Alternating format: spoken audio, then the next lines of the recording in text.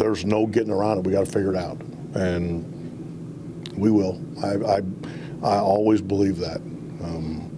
It hasn't been the prettiest at times, but we'll figure it out.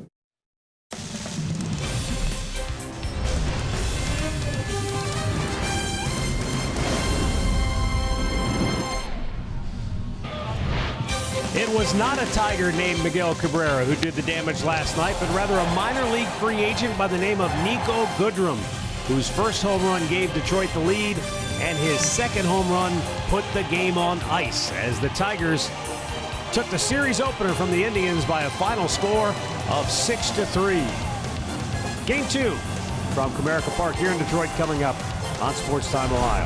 Hi again, everyone. Matt Underwood alongside Rick Manning. You heard Terry Francona. His comments specifically pointed at the bullpen. We've got to figure it out, he said.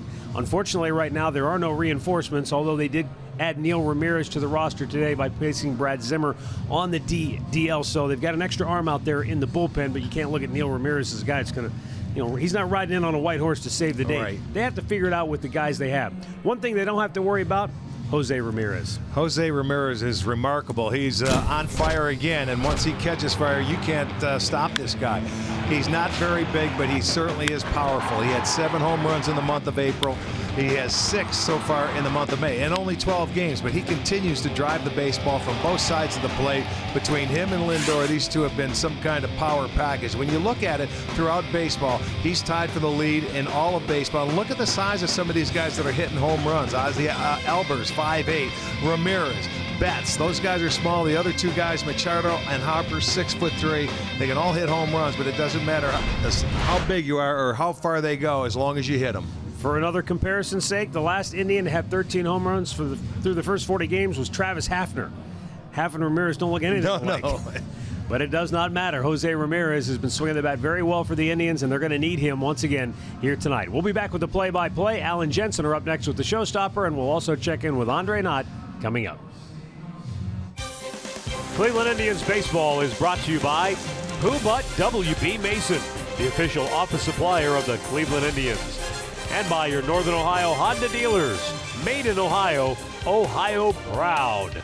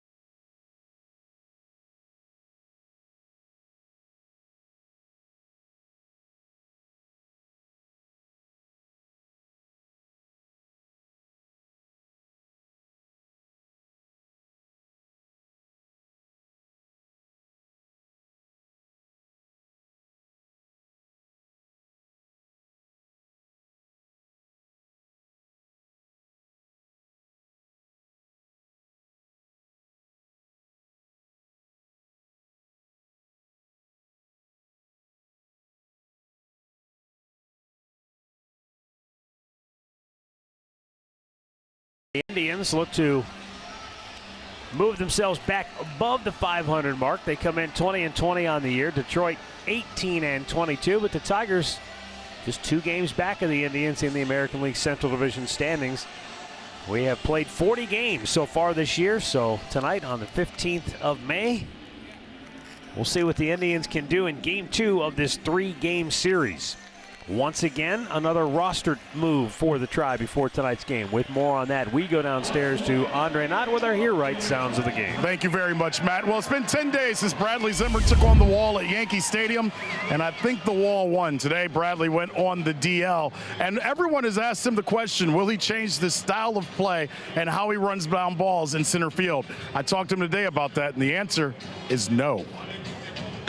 People, I think, looking from the outside in, probably see, hey, it's out of control, blah blah. But I mean, that's it's how I play the game. I'm gonna go out there and do everything I can to save our pitchers, our run, do what I can to help us save runs. And if that means going through a wall for someone on a play that is makeable in a close game, then that's what I'm gonna do. And hopefully we'll see Bradley Zimmer back here very soon. And with Zimmer going on the disabled list, the Indians adding Neil Ramirez. So another pitcher for the Indians bullpen for tonight's game. All right, let's take a look now at Francisco Liriano, who will be the starting pitcher for the Detroit Tigers tonight. He is the Northern Ohio Hyundai starting pitcher. Having a nice year so far, 3-1, a .335 earned run average. He made 1 start earlier in the year, April 9th, in Cleveland. He got the loss, but he pitched 6 innings, 3 hits, and just 2 runs allowed. And the Indians shut him out that ball game 2-0. But he's back. He's throwing the ball very good. For the Cleveland Indians tonight, Terry Francona's starting lineup brought to you by Progressive Insurance. Rajai Davis in the leadoff spot. Michael Brantley will DH. He stays in the 2-hole. Jose Ramirez still batting third. But look who's in the cleanup spot. First start in his career as the number 4 hitter for Francisco Lindor. Yan Gomes hits 5th. Brandon Dyer is 6th. And Jason Kipnis, Eric Gonzalez, who's at first base, and Greg Allen batting 9th. Left-hander on the hill. Yonder Alonso out of the lineup. But Edwin Encarnacion has some stiffness in his upper back. So he's getting the night off as well. First pitch is up and away. Ball 1. 70 degrees, our game time temperature here in Detroit under cloudy skies. One thing you want to do is make Liriano get it in the strike zone. He can get wild. 20 walks in 40 innings. So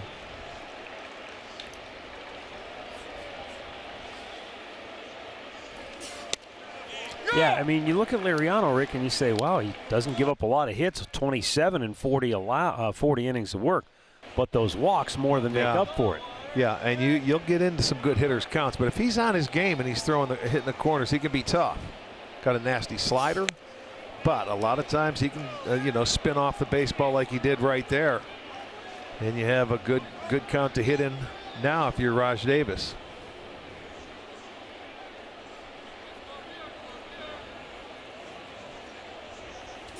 And he lines one to left field. That will drop for a base hit.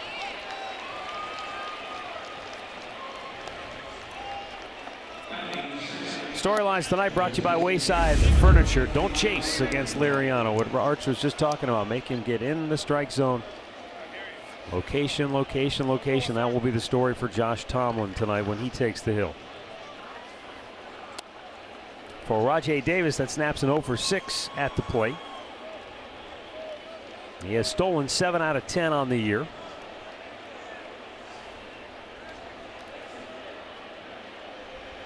And now Michael Brantley at the plate.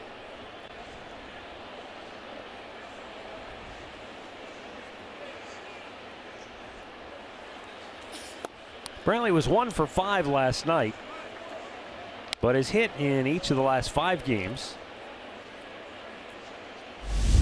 And in 12 games this month, he's batted well over 300 with 17 runs batted in. He gets runners on base, and he just becomes even a better hitter. That gets away. I mean, really, McCann had no chance. He tried to sort of backhand that ball. And Rajay moves into scoring position on the wild pitch. No, this one bounced out in front of home plate, and nothing you could do there. You know, sometimes you get a base stealer on early and you try to rush your delivery. So he'll get down into scoring position on a wild pitch.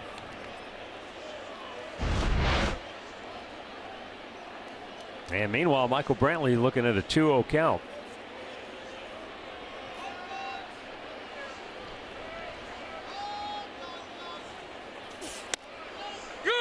That one just did catch the inside corner. 2 balls and a strike.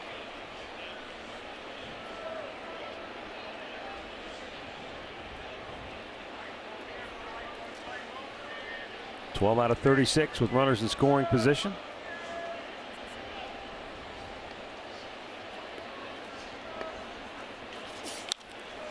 Serves that one foul the other way. 2 balls, 2 strikes. The Indians were able to take a lead last night in the first inning with a 2-out home run by Ramirez. But they couldn't muster much after that.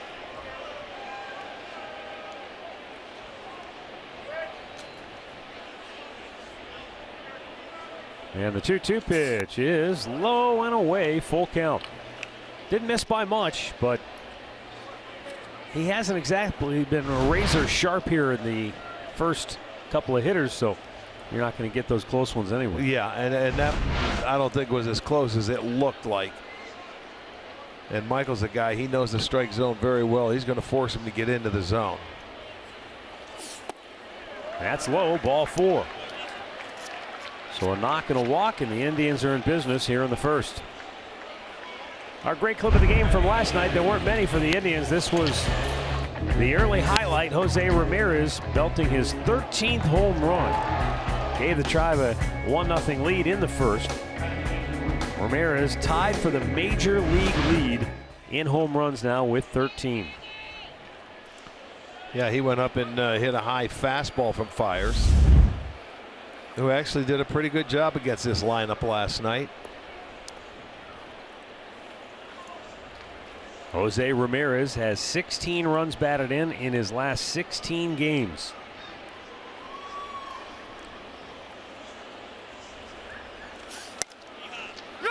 Lariano gets ahead, strike 1.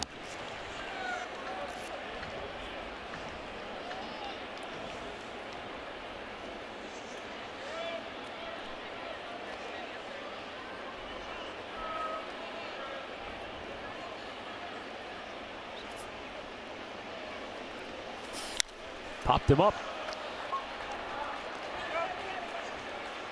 And the infield fly rule in effect. 1 down. Let's check that Tigers defense for you. In the outfield, it's going to be Goodrum in left. Jones is in center, and Castellanos back in right field.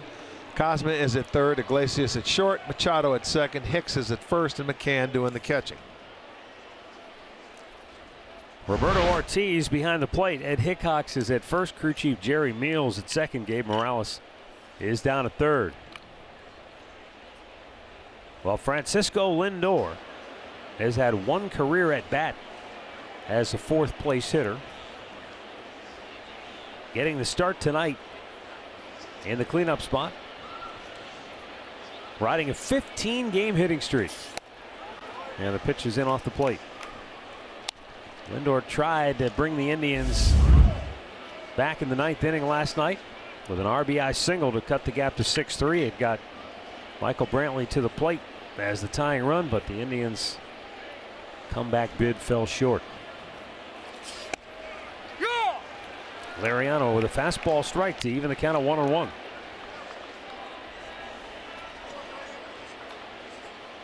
Terrific roll that Francisco is on right now in his 15-game hitting streak. And that's his career high. 31 hits. Raj had a jump. He was thinking about going, but he ended up stopping. But did you see what Brantley did? He took off too, and he had to stop because he's got to keep his eye on him in front. And that's the tough times. A lot of times you'll see a catcher throw to second base if they see that guy at second gets a good jump, because that guy on first has to wait and make sure he goes, so he can't get a great jump like he does.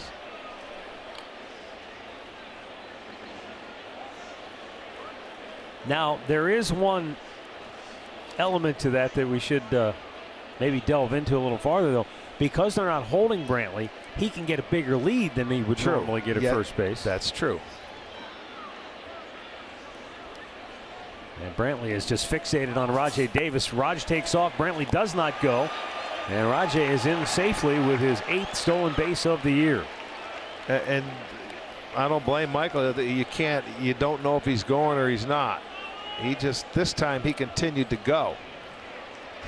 When you take a look at him, he wants to, and as soon as he sees movement, he's going to take off, and that's good if you're him. Michael was on a heads up on it, but he can't really know for sure he's going to run. So Lindor sitting with a 3-1 count. Great job of Rajai to stay on the base the entire way, and the Tigers decide not to challenge. So first and third, 1 out. And Lindor with a 3-1 count.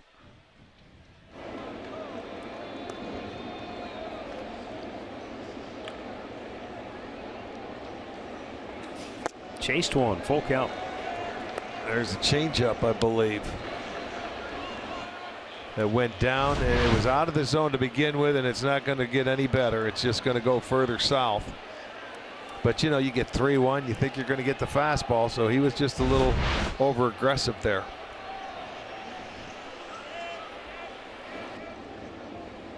Payoff pitch, and it's inside, ball 4.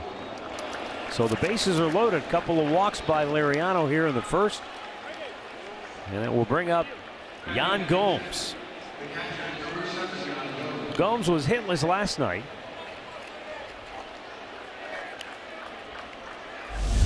But has collected a hit in 9 of his last 12, had a 4-hit game Sunday in Cleveland. Big opportunity to put a crooked number on the board here right out of the gate.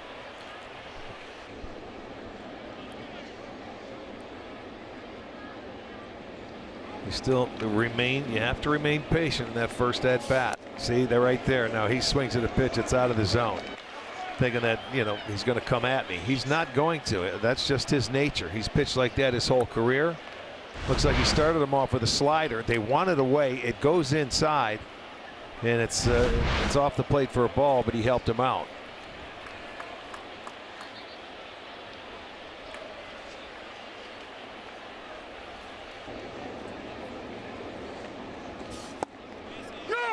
And he comes right back, gets ahead of him, 0-2.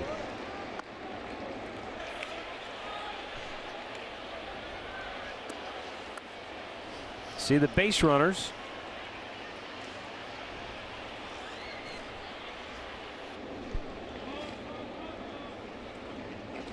Struck him out. 3 pitches, all it took Liriano to record the second out of the inning with the bases loaded. Yeah, and that one out of the zone. So he helped him out on 2 out of the 3 strikes. The 2 he swung at. You watch the pitches as you'll see the breaking ball in. You're going to see another breaking ball he took, and then a fastball up and out over. He wasn't even going to throw him a strike, and he didn't have to. And he gets a second out. Well, that brings up Brandon Guyer.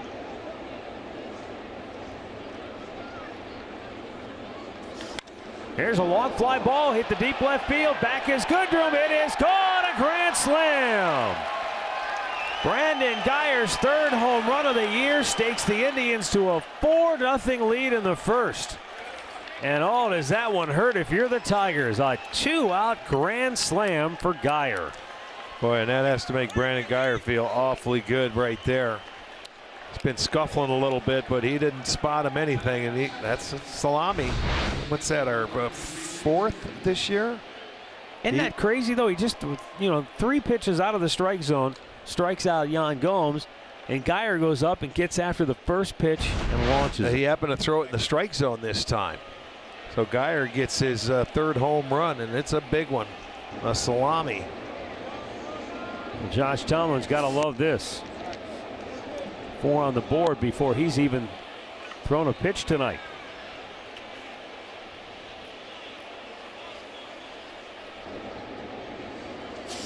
And Jason Kipnis has to back out of the way in a hurry. That's only the second hit this year for Brandon Guyer against a right-handed pitcher. Oh, I'm sorry. That's back that up. Guyer came in with one hit against right-handed pitching, but he has more than held his own against the lefties. 10 of his 11 hits coming into this game were against left-handed pitching. But last night he got the start against the right-hander because of, Zimmer being out and everything's all. Yes, and once again, with the bases loaded, the Indians do damage. They've been the best in the game. Spectacular. Yes, they have. Been outstanding.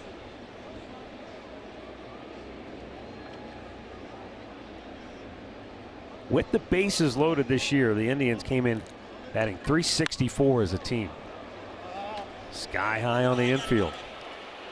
And the shortstop, Iglesias, makes the catch. So the inning is over. But Brandon Guyer with a colossal blast to deep left, and the Indians are out front early.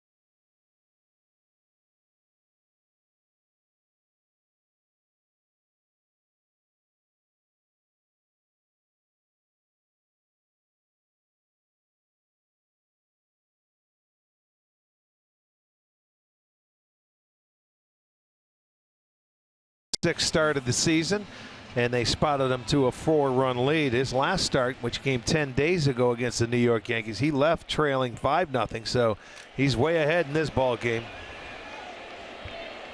Started one other time against the Tigers this year. Jacoby Jones, the leadoff for Detroit, and Josh Tomlin misses a little high ball one.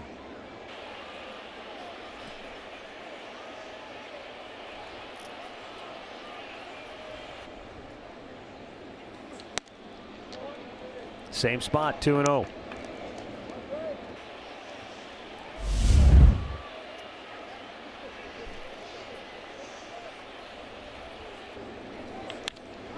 Drilled deep to left. And that is the 14th home run of the year allowed by Josh Tomlin. And the Tigers get on the board with the third home run of the year by Jacoby Jones.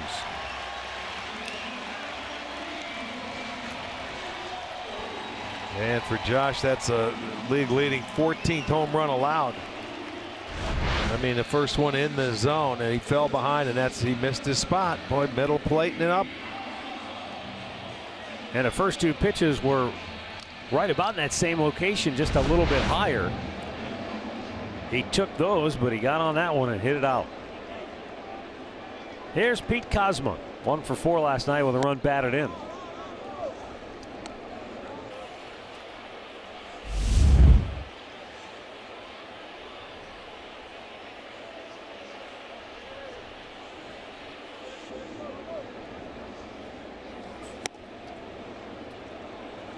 By the way, you asked before, that is the 4th Grand Slam for the Indians this year. Yeah. Brantley has 2 here in the month of May, and Yonder Alonso had that 1 in Seattle.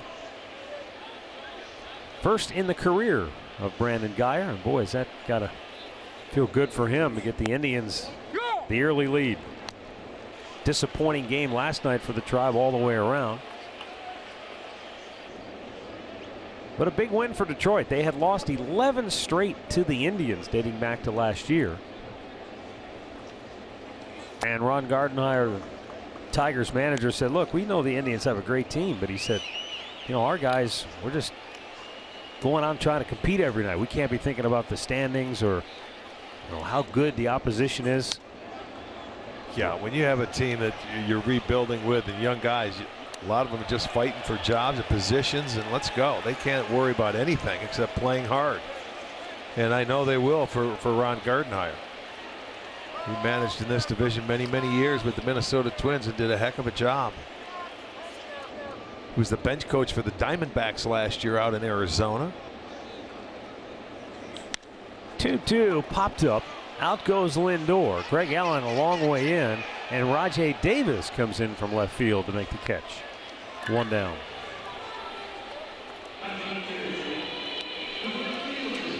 Here's the rest of the Tigers starting lineup. Nick Castellanos will hit third. Victor Martinez batting cleanup. Nico Goodrum, last night's hero for the Tigers, bats fifth. Then it's John Hicks, James McCann, Jose Iglesias, and Dixon Machado. Big lift for the Tigers to get Castellanos back in their lineup. One of the few veterans that they have, and obviously a big performer, leading the club with 23 runs batted in.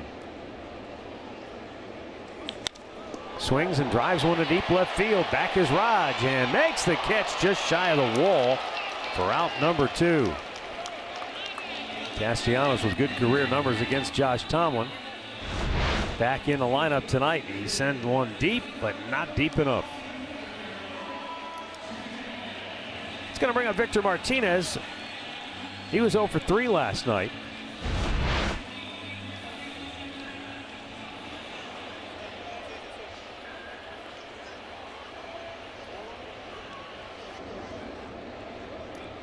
Victor has 3 home runs in his career against Tomlin, but overall an average of just 241. Down low, ball 1.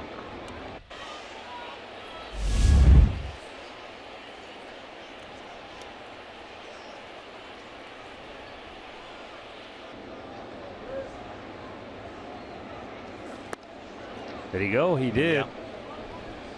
1 ball, 1 strike.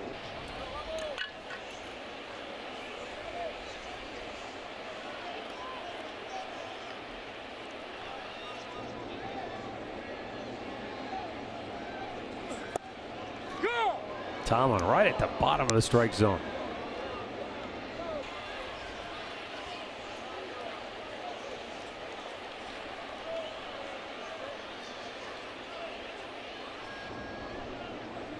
Now the 1-2 in off the plate.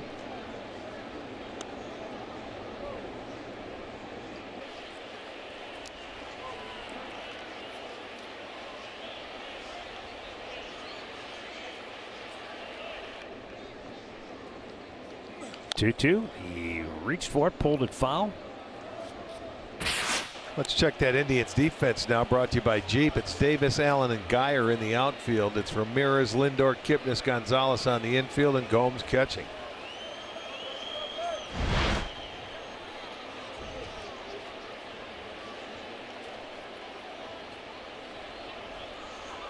Now the 2-2. Just missed outside.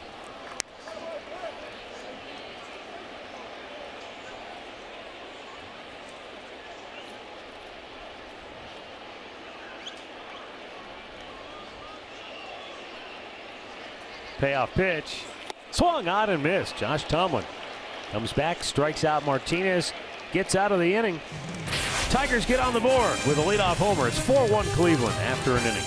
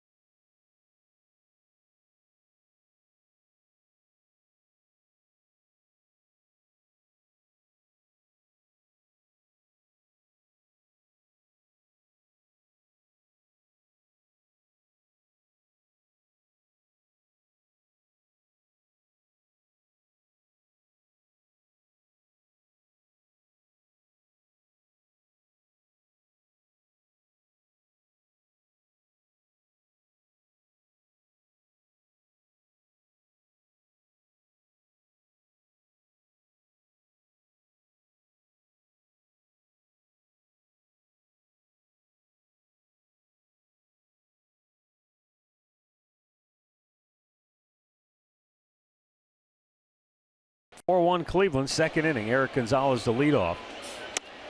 And Francisco Liriano flips an off-speed pitch in there for strike one. Gonzalez getting the start tonight, and when he has started, he's been very effective for the Tribe.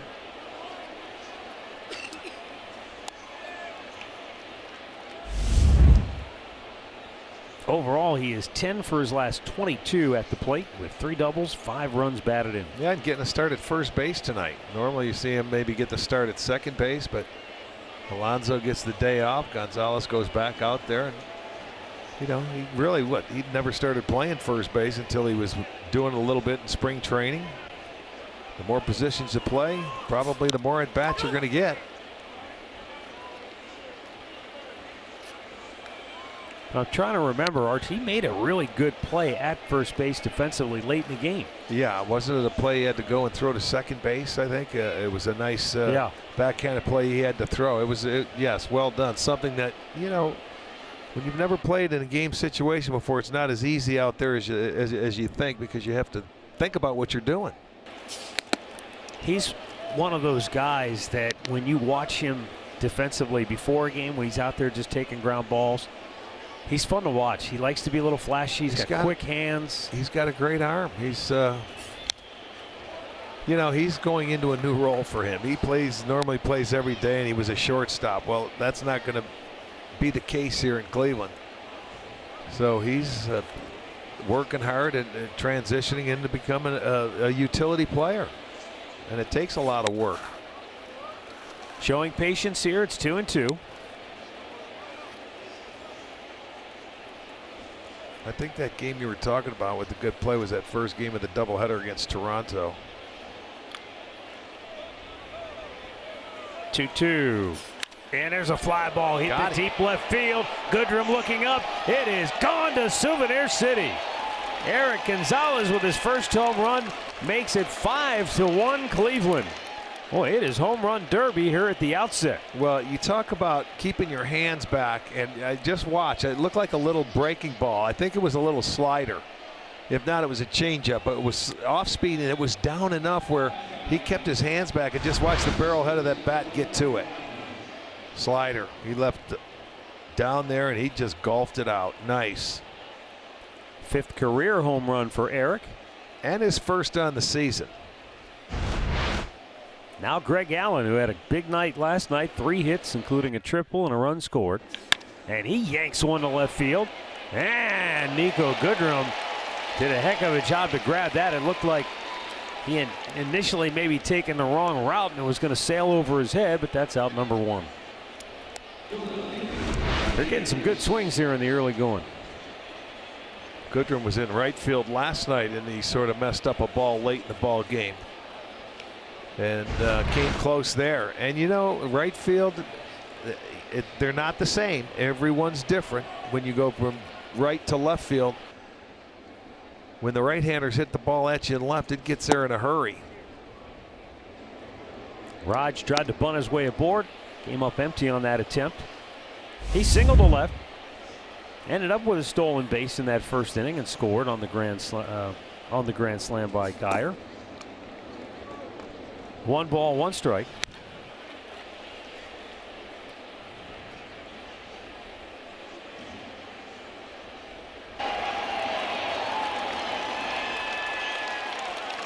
And he's kind of punched one into center field, but no, sir. Jacoby Jones runs it down.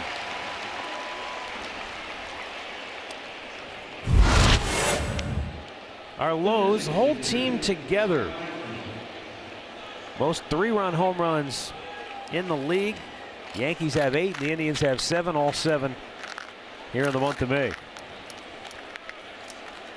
Yeah, you see the most 3-run homers. They also second in the league in grand slams now. Boston leads the way. Remember, they had 6 in the first month of the season. Yeah. The Indians now have 4.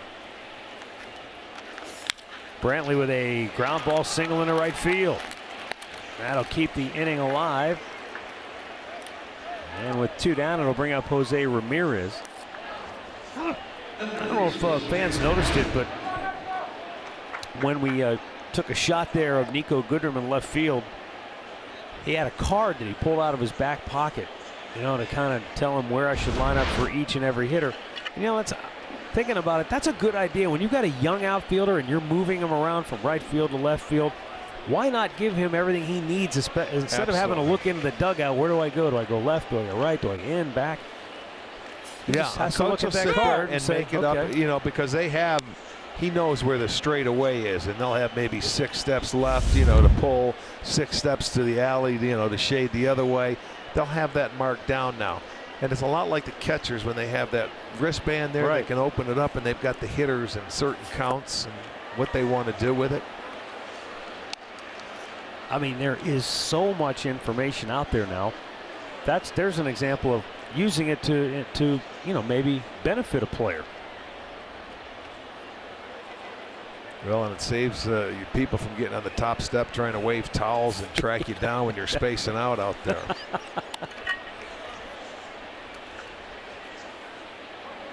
Did you have to do that early in your career, and then as you went along, you didn't need to look in the dugout anymore? Yeah. Once you're out there every day and you start knowing the teams and your pitchers and the hitters and game situations, yeah, it takes a while. So they keep an eye on you. Of course, back then they didn't have all the information. It would be straight away, play them to pull or play the other. It was really simple. They didn't have a lot of spray charts, right? Yeah, I mean, there was no spray charts. But you knew certain guys what kind of hitters they were. Yeah. Well, and it also kept you in the game for every pitch because you see the approach. You know, guys would get to 2 strikes and they would try to put it in play instead of swinging hard, so you would move. You would automatically shift, and when you're in the center field and you're shifting, you bring your left fielder with you if you're going to right center, or you'll bring your right field with you if you're going to left center. Ramirez bounces one in the hole, and it goes into left field for a base hit. And Michael Brantley stops at second base, so the Indians trying to keep the train rolling with 2 down here in this second inning. As you guys are talking about placement of outfielders and where guys should line up, Mark Budzinski, who's with the Indians as a coach, and he helped shape where the guys go. Right. This is the first time he was in the ballpark yesterday. So before the game, he had 3 cones, and he would go sit where he's at near Tito. He would set up the cones and then mark off where to the left he'd want an outfielder. Then he did it in center field. He did it in right center field, because he says for him to be able to move guys and tell guys, he's got to know from where he's standing inside the dugout where that spot is, so he's telling the players. So it's just an interesting tidbit that these coaches have to go through now to prepare their players to move. So I bet he set it up at straightaway and then sat down in the dugout so he could get an idea at every one of those positions. Yes, he wants to know what straightaway is from his spot. Right. So if he tells a guy left 3 spots, left 3 steps, he knows what that is. Yeah, well, it makes sense. I did not know that. Good job, Andre. You get here too early. Learn from you. A 1-0 pitch to Lindor, and he fouls it back. Well, that is true, because this is a very difficult outfield to play in, because it's so deep. It's big in the you know, right center to left center, and even left field straight away is pretty deep. So you have to have an idea. The one thing you'll see is, you know, everybody worries about the ball getting hit in the alleys or over your head. You'll see a lot of balls fall in front for base hits because everybody wants to play deeper. But, you know, we come here 3 times a year, so we pretty much know this ballpark. But it's interesting in that what makes it unique for the most part is it's just bigger than most of them. I mean, it just the dimensions, the 420 to straightaway center, the alleys are bigger. Yeah. And so if you don't have fast outfielders here, then you can give up some crooked numbers. Well, think about it. We've got this one in our division. We've got Kansas City, which is a very spacious outfield compared to baseball. And we have Minnesota. I mean, Minnesota, maybe right field's a little shorter, but it's still from right center over is pretty big. Well, Francisco Lindor making Liriano work for it here. This is already 52 pitches tonight, and we're in the second inning. And if Lindor can come up big here, that would really take some wind out of Liriano's sails. Runners go. Struck him out looking. He gets out of it. But the Indians add to the lead. Eric Gonzalez with his first home run of the year, 5th of his career. It's 5-1 Cleveland.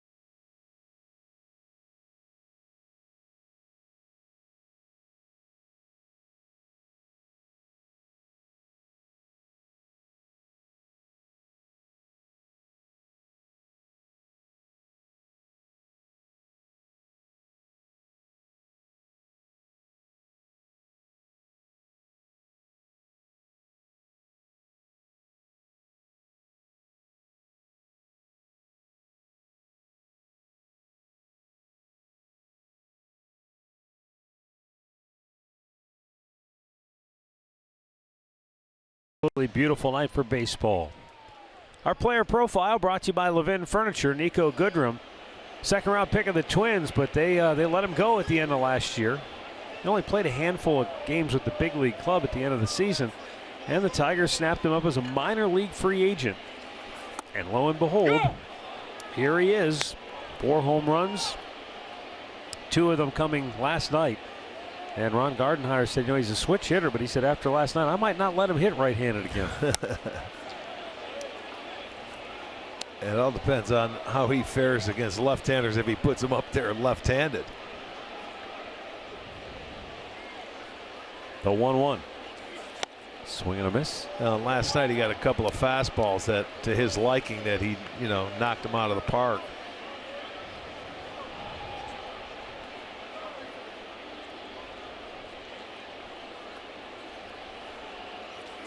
I mean, that second one, he blasted.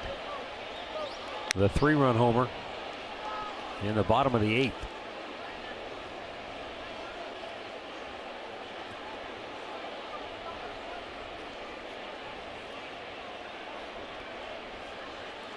Josh Tomlin's 1-2 pitch, swung on and missed. He's got another strikeout, 1 down here in the second.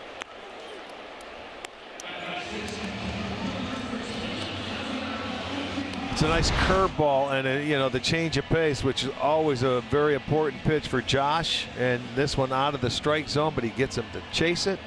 Gets his second consecutive strikeout and the first out of the second inning.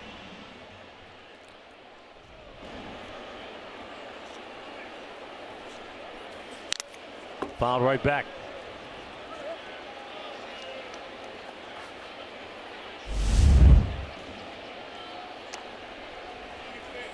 So, Rick, you mentioned before one of the problems that Josh Tomlin has had here in the early going has been the long ball. He's given up 14 home runs now on the season. And I was poking around looking. I remember when Bert Blyleven gave up 50 in 1986. I didn't realize that's still the record. Yeah. Most home runs in a single season. Now, Bert Blyleven's a Hall of Famer. And in that 1986 season, he still won 17 games that year. And his ERA was 4.01. The year he gave up 50 home runs. And then he came back the next year when they won the World Championship, and he gave up 46 the next year. Yeah. Tomlin, if you want to kind of pace it out, he's on pace to give up around 60 if that trend were to continue the way it has so far this year. Right, if he continues to get the starts. The question is that something that he can figure out how to fix? Or do you see that kind of trend continuing? Well, if he misses his location, the trend can continue. The difference between him and I think Bert Blyleven, even though Bert was a little bit older, he had a little more mustard on the ball. Josh is throwing about 86, and when he makes a mistake, nowadays these guys are used to facing 94, 95. Yeah, that's like a normal changeup when you think about it. So he has to hit his locations. He may get away with some, but you don't get away with many when you're throwing 86, 87 miles per hour. Yeah, just because I knew you were going to bring that up. Josh is 33. Bert was 35 the year he gave up the 50 home runs. Strike 3 called. And Tomlin has fanned 3 Tigers in a row. And that was a little cutter down at the knees. Let's see, they're going inside and just cut it on into the inside corner. He gave up on it, Hicks did. He thought that was just going to be a straight fastball. And I didn't want you to misunderstand. I'm in no way saying Josh Tomlin is a future Hall of Famer like Bert Blyleven is. He's in I understand. I know what you're saying. You're comparing the two. You get to that point in your career, you don't have as much on the ball. You make a mistake, you can get hurt. But Blyleven pitched around 50 home runs and still had a really good year. Yes. I guess my question is can Tomlin figure out a way to do that? Oh, yeah. Josh has got as much guts as anybody when it comes to the pitching staff and going out there. He has confidence. He's not afraid. He won't back off. He probably pitches in more than anybody on our staff because he has to. He's got to use the whole plate. He must use every one of his pitches, and he has to locate. It's just a matter of sometimes when you make mistakes, he just doesn't have enough to get by with it, I think. Against aggressive teams, I think he'd be very good, but when you get guys that are, you know, maybe able to lay off of that, and some veteran hitters that aren't going to chase your pitches once you get ahead, it's a little different.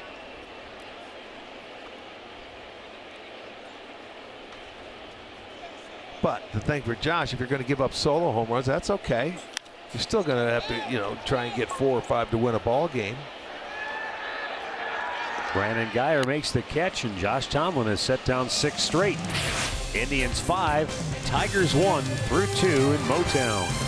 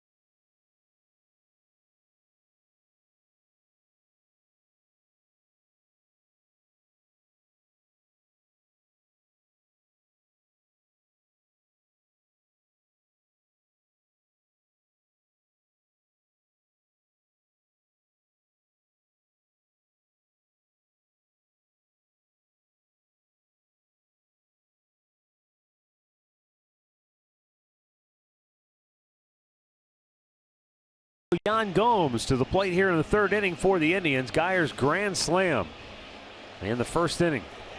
The big blow so far. 5-1 Cleveland.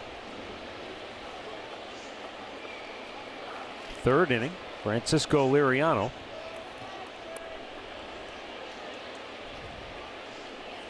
They'll go back to work here. He walked 2 in the 1st. And they both came around to score. And the kicker for him is that he had 2 outs. And, you know, he probably thinking all I got to do is make 1 pitch and I get out of this mess. And then Guyer clobbers him with the grand slam after he'd struck out Gomes on 3 pitches. Yeah, that was he did a good job to get out number 2, but just couldn't finish it.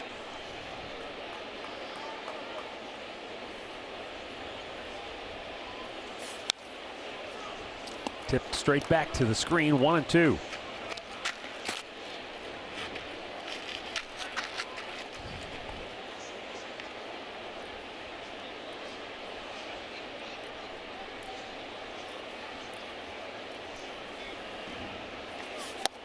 Swung on and missed. He's down again on strikes. 3 Ks for Liriano.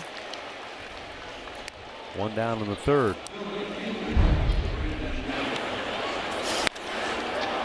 Take a look at Guyer's grand slam on StatCast.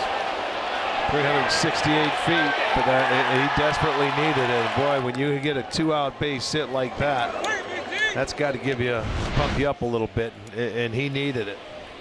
Let's see if he can get another one here. Not a home run, just another base hit.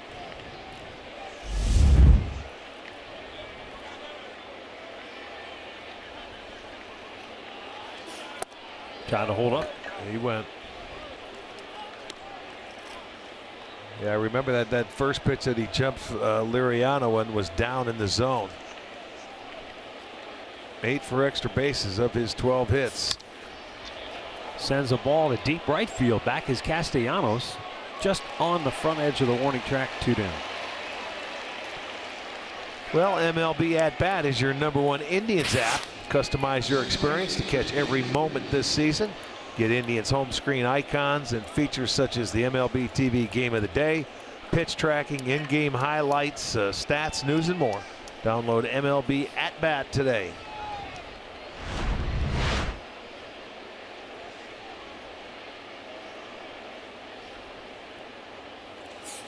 Jason Kipnis popped up on the infield his first time up.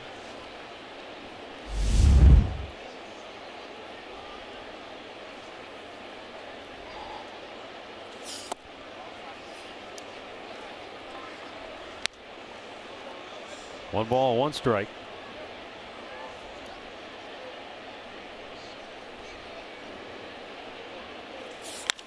There's a fly ball hit the deep center field. Back is Jacoby Jones, still going back, makes the catch. And the Indians go 1-2-3. Bottom of the third coming up, 5-1 Cleveland.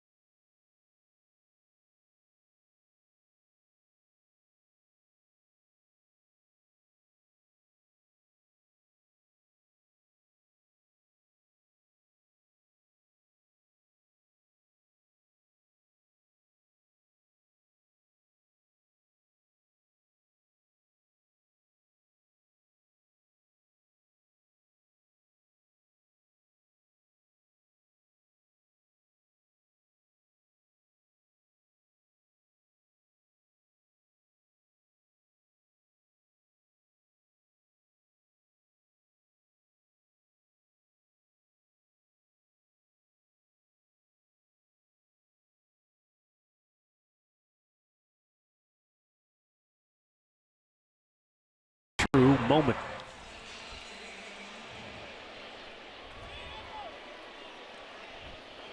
Bottom of the third, Jose Iglesias, Dixon Machado, Jacoby Jones due up for Detroit.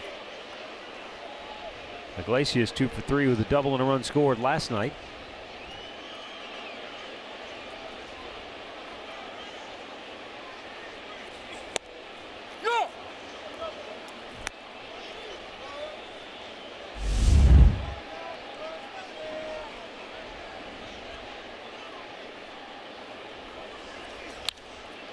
Little quick out in front, 0-2.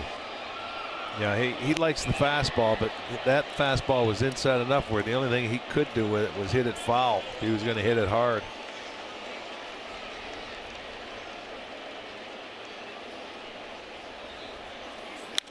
Reached for it, punches it over near the line is Geyer, one away. Well, it's not too late to get a prorated 2018 season ticket package, and you get the best seats at the best prices with the best perks. Save big over single game prices. Get access to the summer season ticket autograph party and more. Go to Indians.com. And the deadline is now Friday.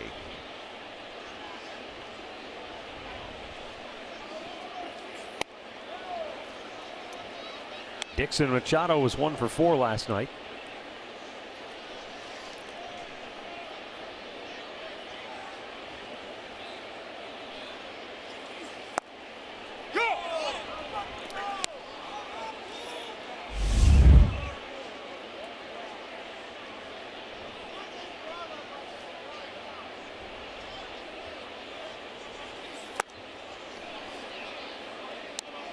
1 ball, 2 strikes.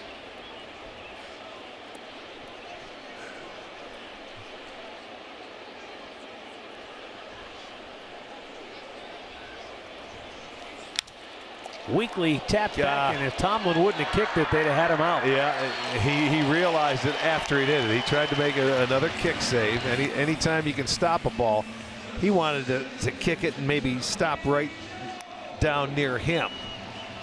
Once it did not, it trickles into the infield, and it'll go as an infield single for Machado. Watch.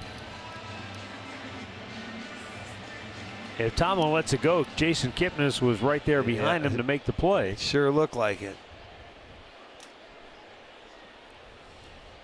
So 1-on-1 out, Jacoby Jones the batter, and Jones homer to left field his first time up.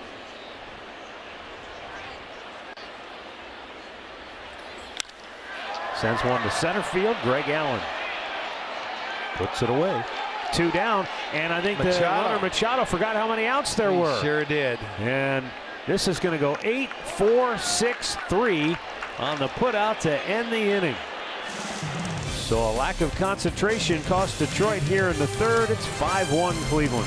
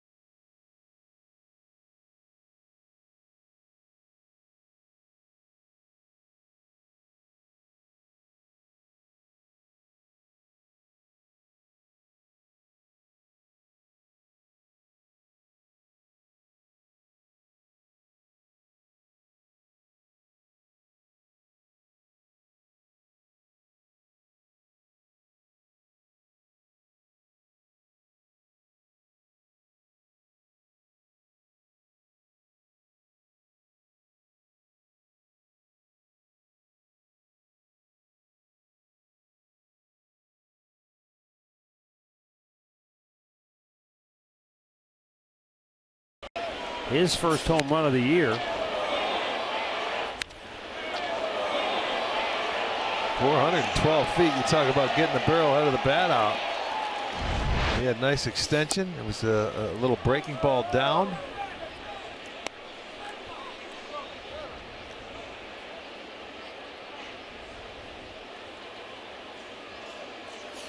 Yeah, for some of our younger fans watching that may not be aware, Brandon Guyer's grand slam in the first inning would not have been a home run in the original configuration of Comerica Park. That one by Gonzalez certainly was. What a play by Liriano. And he'll throw out Gonzalez for out number 1. Well, it would have been a base hit if Liriano could not have made that play, so it ends up being a very nice play by him. Watch. He stretches to the most, jumping off the backside of that mound, and almost trips coming off of it.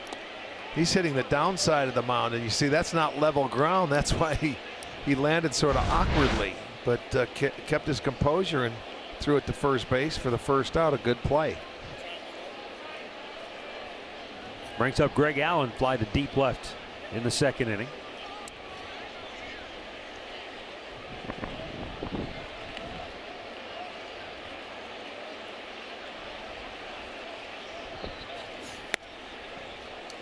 And it's kind of hard to believe when you think about it, but the original configuration here at Comerica Park, there were no bullpens in left field. The bullpens were in right field where they now have some seating. Right. But you had to clear the back wall. That was the original fence. What, about 25 feet right there? 25 feet from the original fence to where that fence is now. So add that. That would be a lot of people. They could be outs. And that actually played a big role in Juan Gonzalez coming to the Indians in 2001, because he was here in 2000. He didn't like the park. It was too big, couldn't hit the home run balls. And he turned down a huge contract from the Tigers. Ended up going to the Indians the next year as a free agent. They had a great year. Had a monster season. Yes, for the he did. But you're right. He turned down a really big deal at that time. I think it was for about $144 million. Well, the weird thing was, Rick, if you remember, the trend of all of the new ballparks were more intimate, cozy, hitter-friendly. Hitter-friendly. And then this ballpark just kind of came out of left field because it was so spacious in the outfield.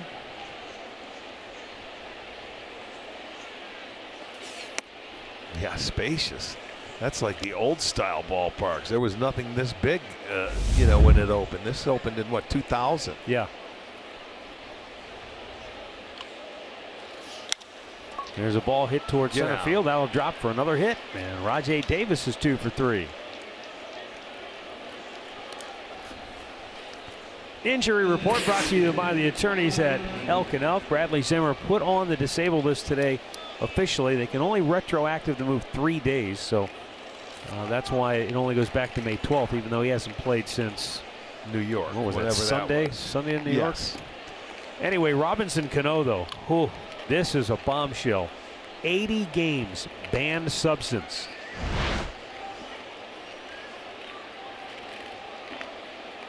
Raj was going to second, but he's able to get back to first. I mean, you're talking about one of the premier players in the game being caught now. And, he's come out with the apology and, I didn't know what okay. Well, it was a diuretic that, cleanses your system and flushes it out. So, I don't know who you think you're fooling. Said he had a prescription, but that doesn't, the questions are, from a why were you doctor taking over in the it? Dominican, not knowing what it was in there.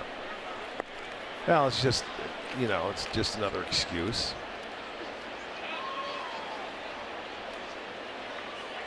And now, we'll see what they do with D. Gordon, because remember when they traded Seattle for D. Gordon, he was a second baseman, and they put him in center field.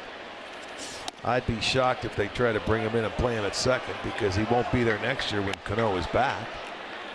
Be curious to see what happens. But you pretty much figure Cano's done for the year, because the hand is going to keep him about 6 to 8 weeks, and then the suspension would only start No, once I think he can serve it while he's injured. He can serve his suspension while he's on the disabled list, I believe. Okay, I thought I'm almost sure he can do it. You're correct, and that's not going over well in a lot of clubhouses, is what I'll say. I wouldn't think so. It's a loophole that even Tito said to me. Wow. So that's something that's going to have to be looked at, because he doesn't get to play in the playoffs, but once he's healthy and can come back in August, how's that really hurt Robinson Cano? There's no suspension whatsoever. Right. I totally agree with it. Michael Brantley grounds out to end the inning. No runs, a hit, a man left. Middle of the fourth. Cleveland 5, Detroit 1.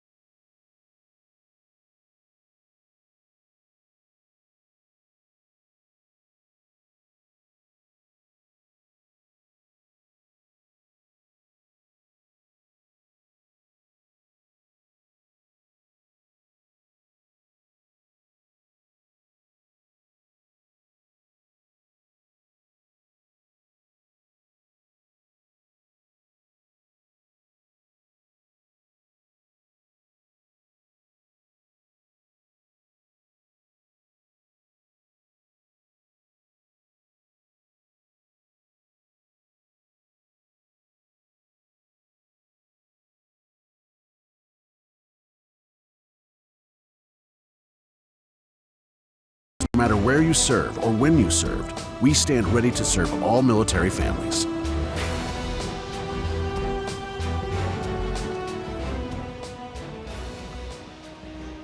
Bottom of the fourth, Pete Cosmo will lead off for Detroit. Nick Castellanos, then Victor Martinez.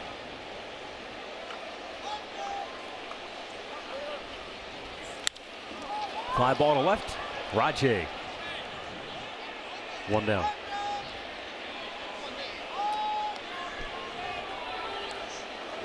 That'll bring up Nick Castellanos.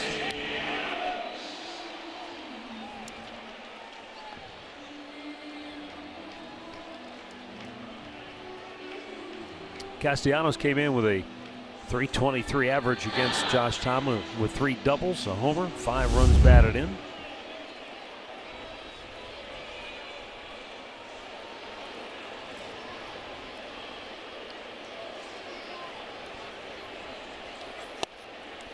He had an issue with his finger on his left hand.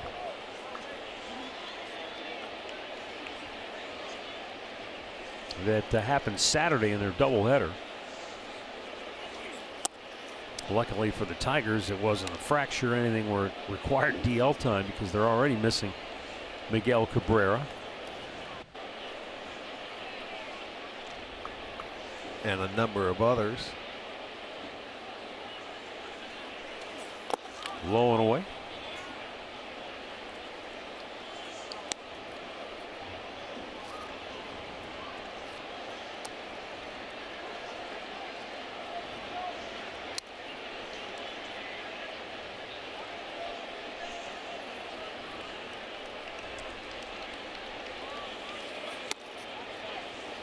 Tomlin missing, not by much, but it's 3-1.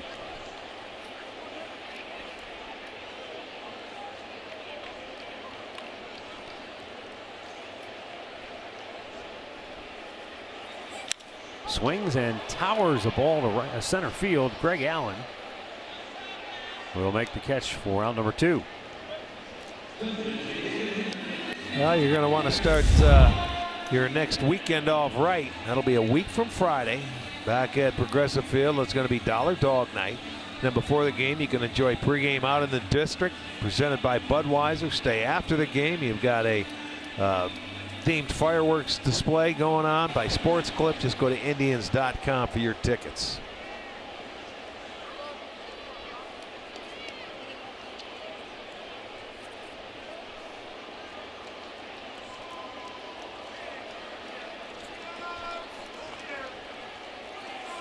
Victor Martinez fouls one off.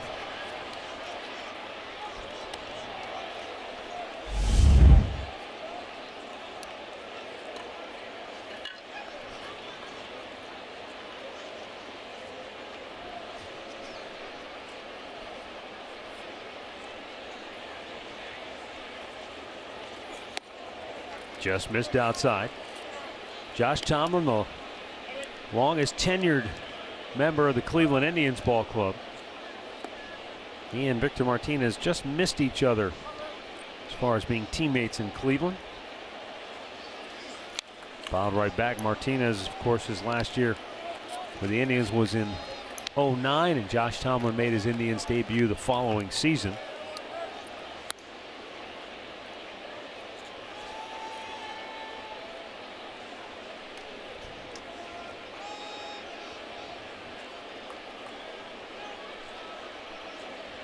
Now the line on the 1-2.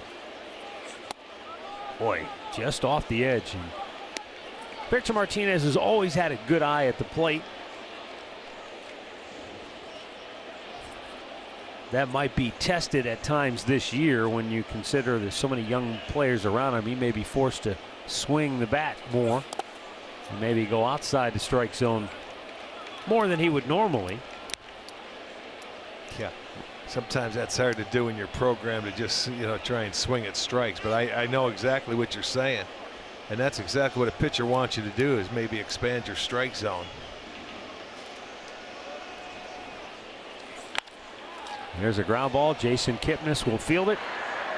And throw him up, and Martinez is 0 for his last 18 as Josh Tomlin retires the side in order.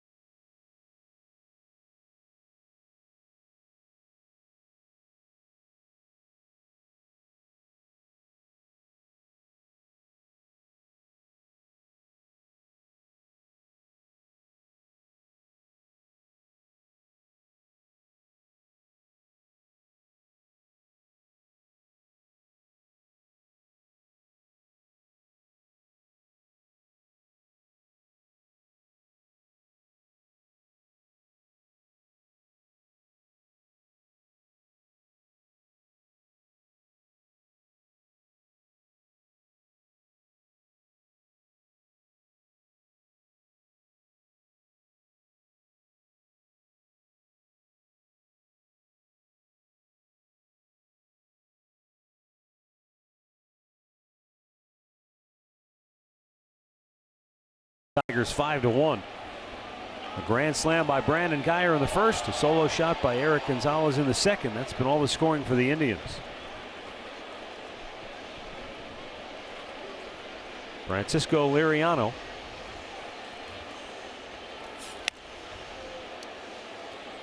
They really made him work 52 or 53 pitches through the first 2 innings tonight.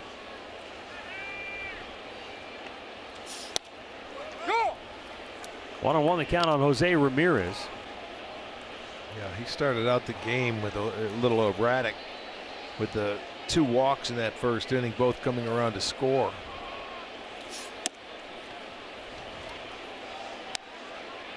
Ramirez with the 13 home runs, tied for the major league lead in homers. The last Indian to be at the top of the home run leaderboard in the majors through 40 games was Albert Bell in 1996. And at that time he had 17. Yeah. But you know, you put Albert out there who had power, and Ramirez, you just don't, you don't look at him in the same light, but Ramirez has some pretty darn good power. Slow chopper to third. Cosman has to get rid of it in a hurry, and he just did nail Ramirez. 1 down. Kind of goes back to your point that you made at the top of the telecast. You look at Ramirez, doesn't profile as a big power hitter, but you're talking about Ramirez doing things that Travis Hafner did, Albert Bell did. Right. It's like, which one doesn't belong? You would say him, but you don't have to be huge. If you put on a quality swing, that ball will go. These guys are that strong now.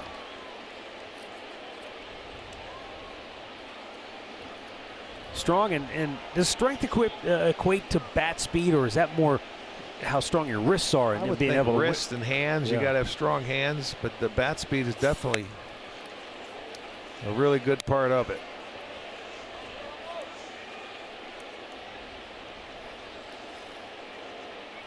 Francisco Lindor walked and scored in the first inning. I think now, Matt, what a lot of people think about, everybody talks about the distance, how far. They think you got to hit them 450 to be a home run. You just got to get it over the fence. You know what I mean? And you don't have to be that humongous to hit a good, a home run. Ramirez proved that last year right here in this ballpark. Yeah, I mean, he had 2 that were pushed over the fence. Yeah, that's right. Arcia in the driver's seat. Francisco Lindor in the month of May. Unbelievable. 450 batting average. 17 runs scored. 27 hits. That's in what, 12 games? That's it. It's early May. Well, mid-May.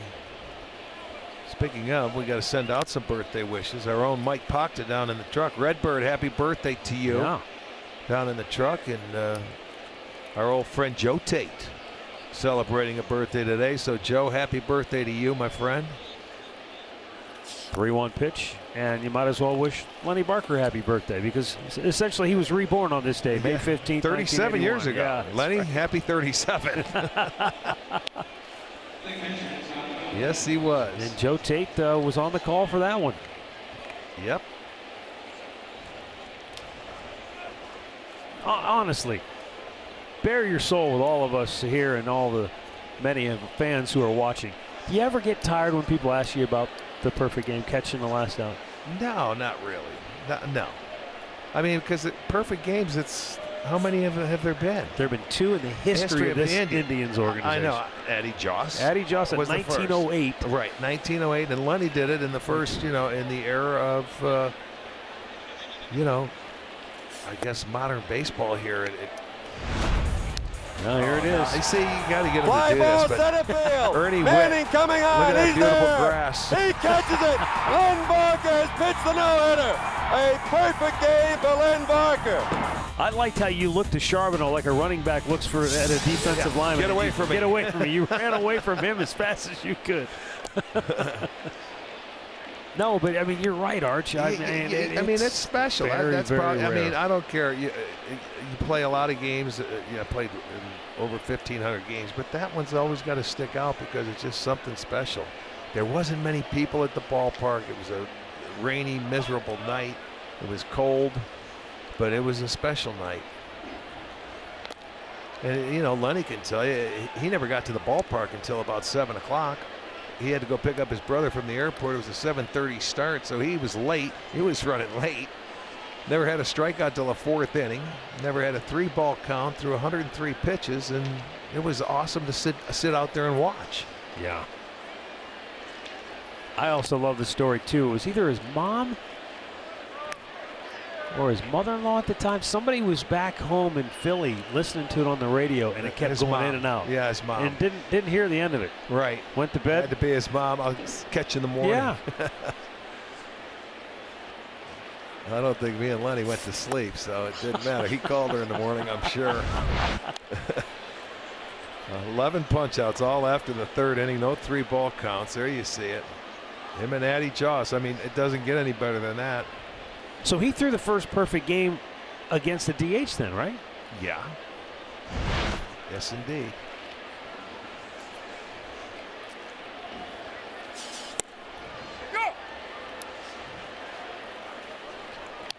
Oh, I got you. I think he was the 10th because Catfish Hunter with Oakland threw one in 1968. Perfect game.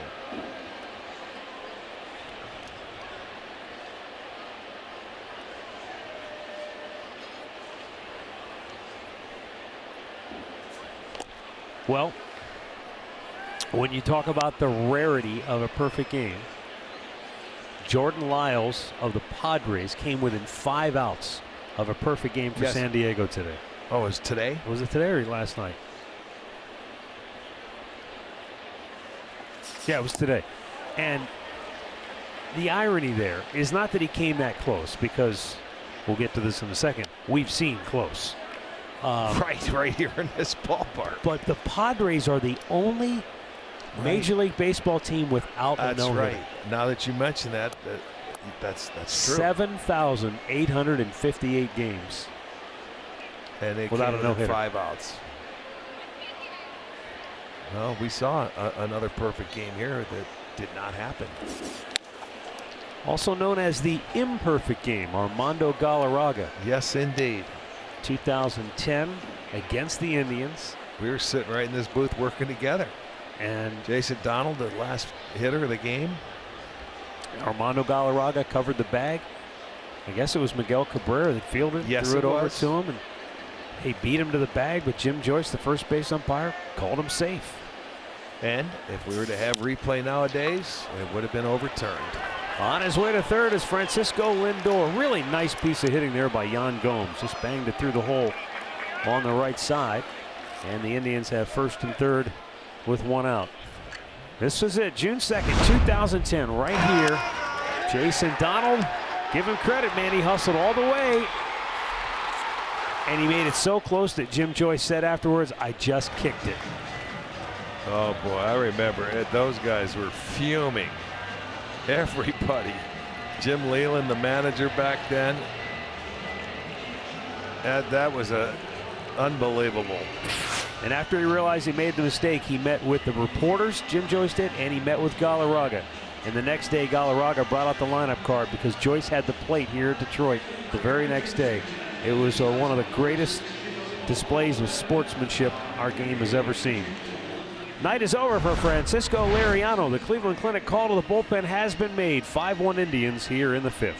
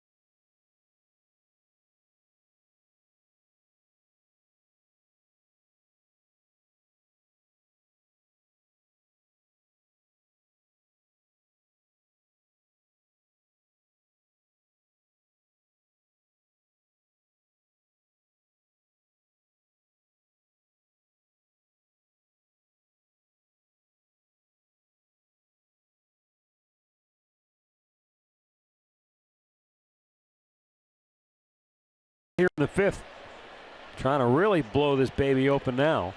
New pitcher, Zach Reininger, the right-hander on to face Brandon Geyer. It was Geyer's grand slam that got the Indians rolling in the first. It was a 2-out salami.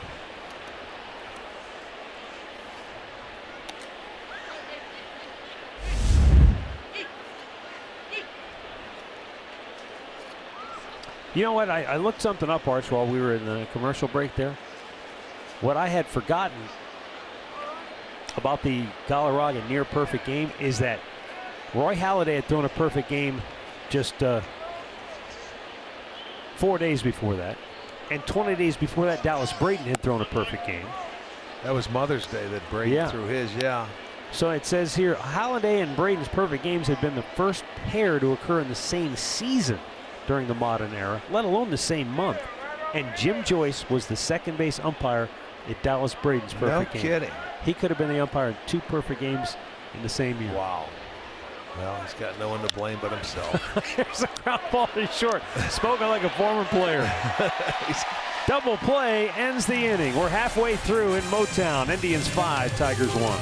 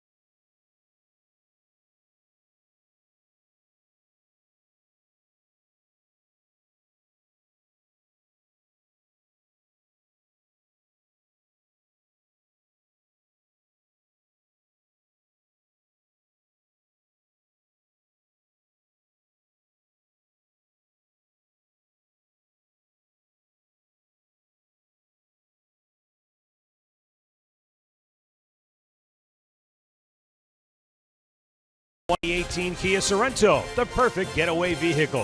Visit KiaDealers.com to learn more. Buy Levin Furniture. For the best deals on furniture and mattresses, shop Levin's. And buy your Chevy Network dealers. Visit ClickChevy.com. Chevrolet, find new roads.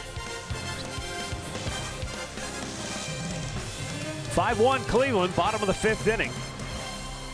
Niko Goodrum will lead off for the Tigers.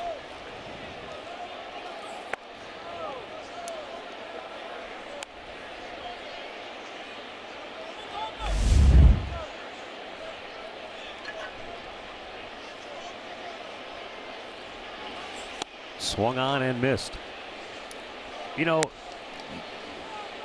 there's no way of telling how this is going to ultimately play out for Niko Goodrum.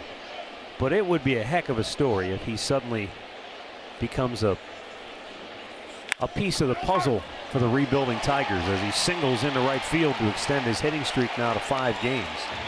Because here's a guy who, I mean, he was drafted in 2010, so he spent 7 years in the minor leagues, really 8 full years in the minor leagues before last year he got a little taste, an 11-game call-up at the end of the year. Right. And then the Twins, you know, they just ran out of time. He hadn't really produced to whatever they thought he was going to. And then he gets a minor league non-roster invite here to spring training with the Tigers, and now here he's in a starring role. Sometimes all it takes is a change of scenery. Matt, I had that conversation with someone from the Tigers before the game. They said this is what this year is about, finding guys like Niko and hoping that they become an everyday player, even if they're not right now. Well, I mean, you have to love it if you're a player. Oh, that ball got away from Gomes, and Goodrum's going to go into scoring position. I mean, if you're a player, you have to love having that it's a great opportunity. Right. Yeah. The opportunity presents itself. Now it's up to the individual to go out and earn it and work for it as that ball gets under Gomes' glove. But that now, in turn, what you have to do as a fan in Detroit and a Tiger fan, you have to be patient because it takes time for young kids to develop. You know, and if you're going to do it all over the field, it may take a while. The 1-0. And I guess that's the interesting aspect to the story of Niko Goodrum is that he's not a kid at 26. By the time they maybe have this thing built up, the window may already be closed for him, but this may be his day in the sun. Right.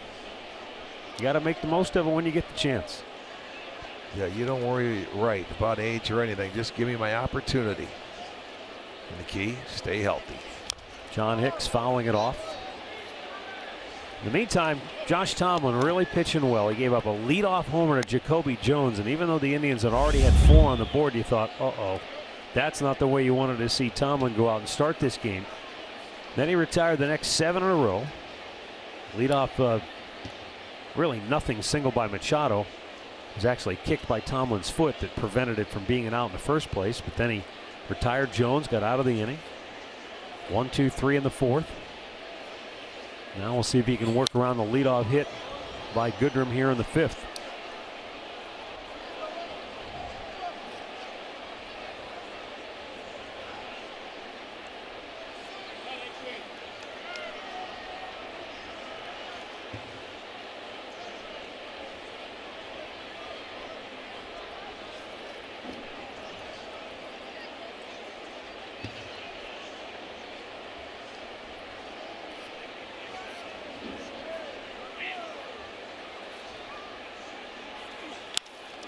Oh, right up the middle. Perfect swing by Hicks. That's going to play to run, and it's going to cut the Indians' lead to 5-2.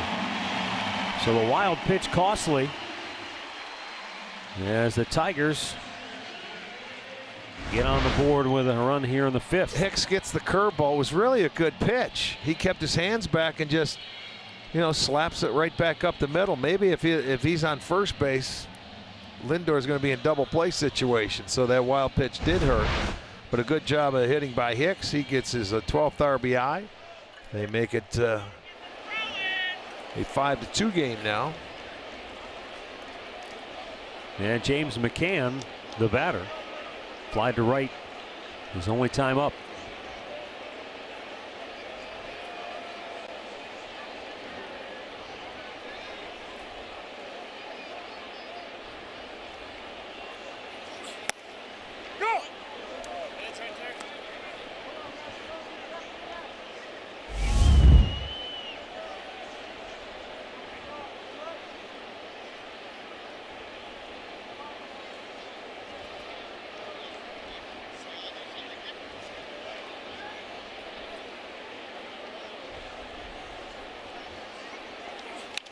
Yanked to third. It's over the head of Ramirez, and down the line it goes.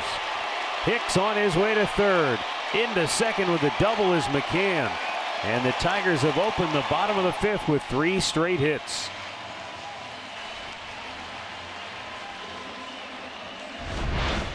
Well, he's going to take the hands in. That was a good pitch in off the plate, and that's what I'm talking about. Maybe not enough to get in there and break his bat, but to get enough by McCann to get it over the head of Ramirez at third. That'll be his 7th double. Now 3 consecutive hits. They have second and third, and still nobody out. See him bring the hands in there on a fastball in off the plate.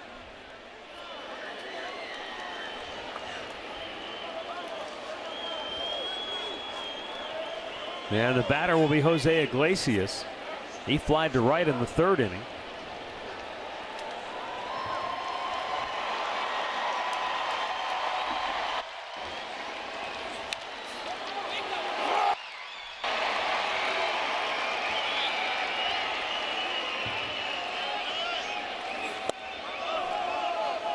Just a bit low, ball 1.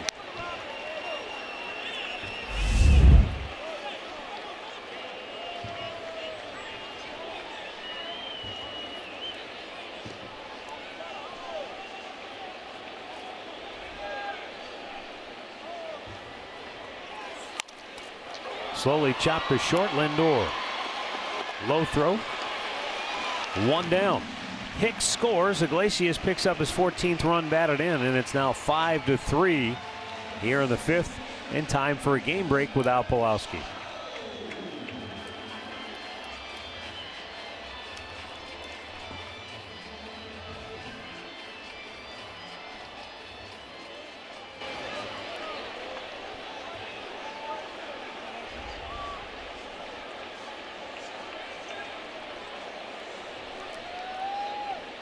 Thanks, Al. Runner at second, 1 out, and Dixon Machado the batter, and he takes a ball in the dirt. Yan Gomes with a good block.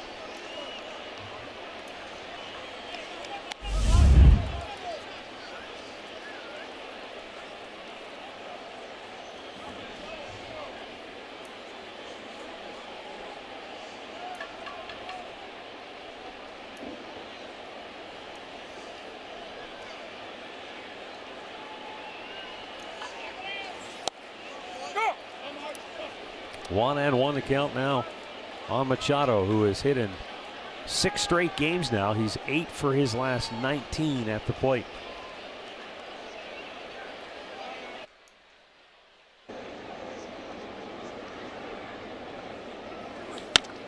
Right at Lindor. Throws it up. Nice backhanded scoop by Gonzalez. 2 down. And there's a good example right there, Rick, of, you know, a young guy who is just learning first base in a lot of ways, but his infielder instincts allow him to make what looks like a tough play look pretty easy. Yeah, nice backhanded. You have to have a soft hands there.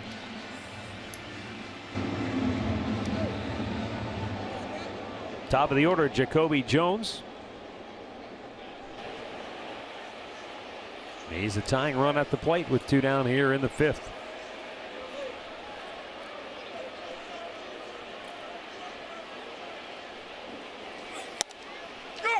And a strike over the outside edge. Jones not in agreement.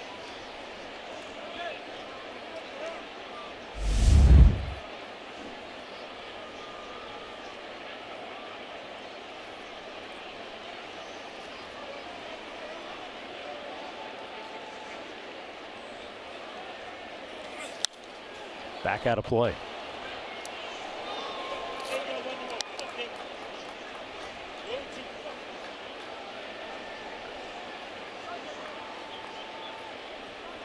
You know, I think you said it last night. You look at the Tigers, and even though this is in many ways a no-name Tigers lineup, the numbers that they've put up are pretty respectable. I mean, they've done a nice job swinging the bats. Hey, yeah. They're second in the league in batting average. I mean, it hasn't come over, you know, as far as runs go, because, you know, young kids, sometimes they get a little aggressive. They're 9th in the league there, but hey, they have a game plan. They don't try to do too much. They're putting the ball in play. They can be tough outs.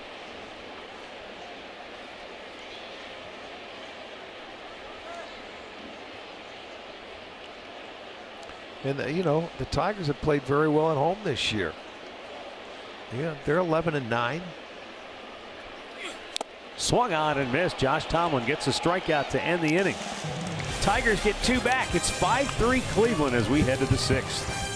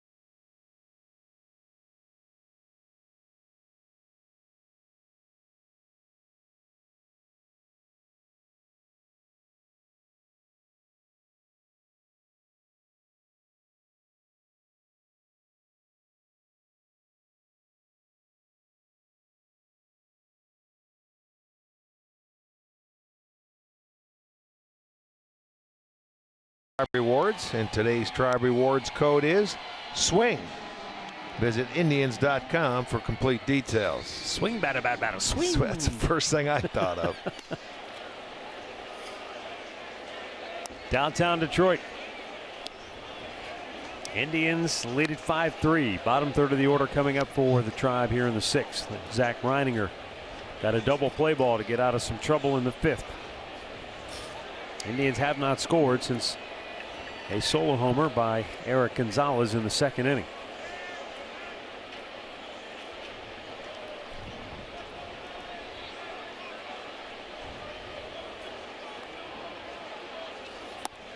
Down low, ball 1.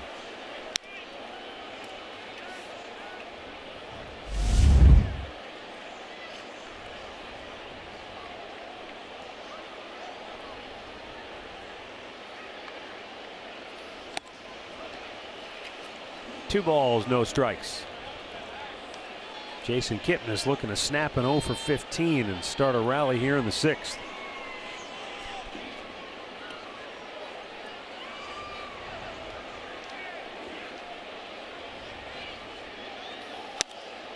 Missed in off the plate, 3-0.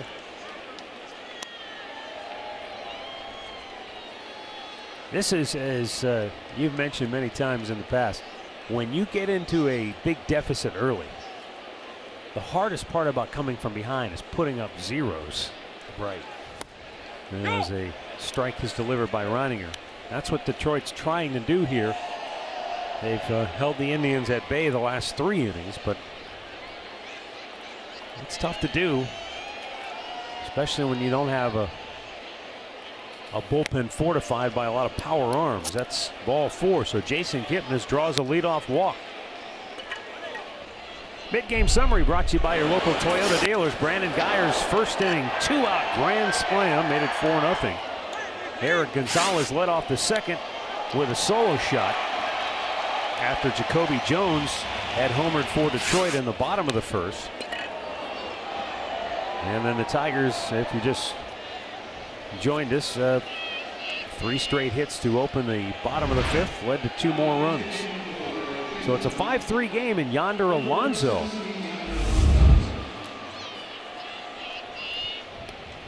gonna bat for Eric Gonzalez right here.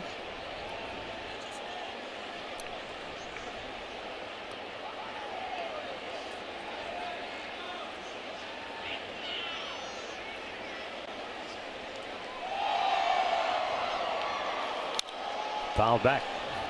It's finish up our birthday wishes tonight. Hallie Phelps down in Lakeland, Florida is celebrating her 100th birthday. Hallie, happy birthday to you. And Bronwyn Thursman is turning 72 today. Happy birthday to you.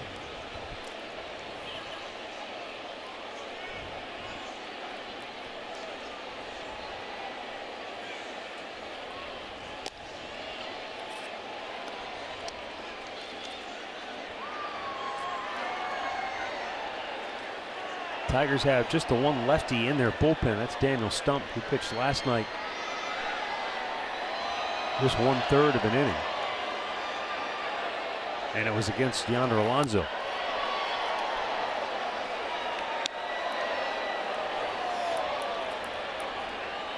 Yonder has hit in 4 of his last 5 starts.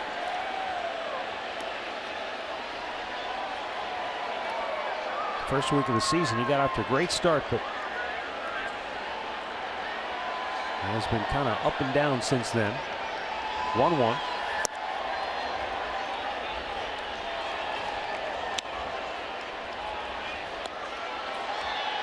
And despite that, he has 9 homers and 23 runs batted in.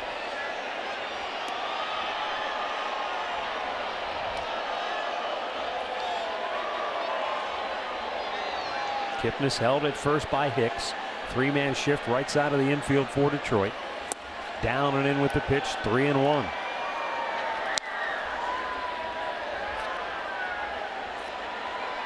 Nobody warming in the Tiger bullpen, but if Reininger walks Alonso, that will change in a hurry.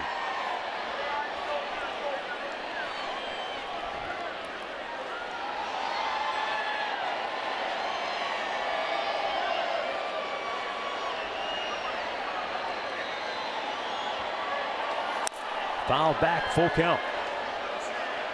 Got his fastball, was right at the bottom of the strike zone. Greg Allen is next.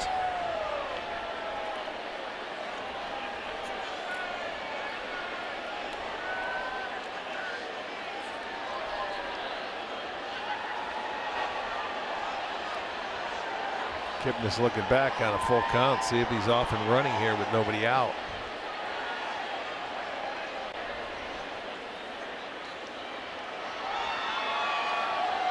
He is not, and Alonso lines it into center field, a base hit. And Kipnis will stop at second base. It looked initially like Iglesias was going to leap up and steal that. And Jason Kipnis jammed on the brakes. Well, I'll tell you, this ball was a rocket off the bat. That ball was by him by the time he could I come. see. That was Cosma, not Iglesias. Right, that was Cosma with the shift. Yeah. If it's Iglesias, probably would have caught it. I would agree with that. That ball was smoked. It was hit hard off the bat. All right, so 2 on, nobody out. Greg Allen, the batter. Tigers looking for the bunt. But with the lead, we'll see if Greg Allen just might be swinging away here. Well, he was out working on bunts, and this could be the game where you want to try and get a couple more right here in the middle part of the game if you can.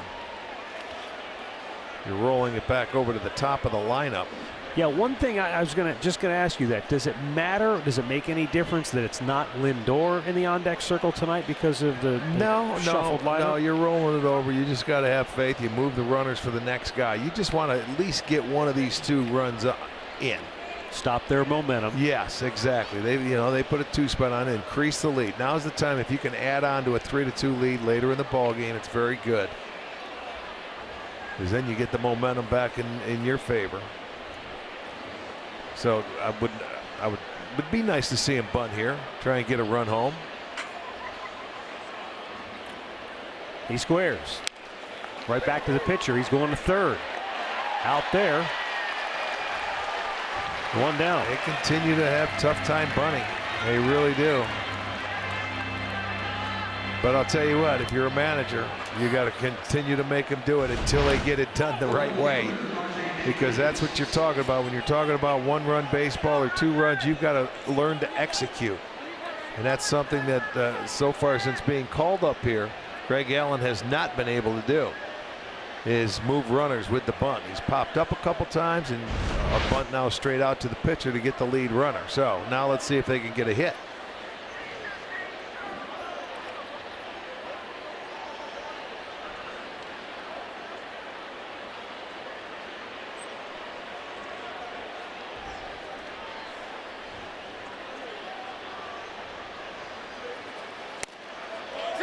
Rajai Davis checks. It's called a strike.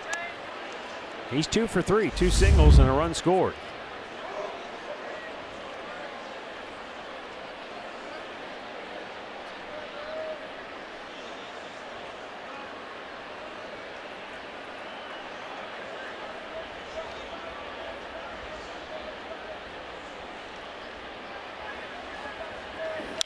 Out of play.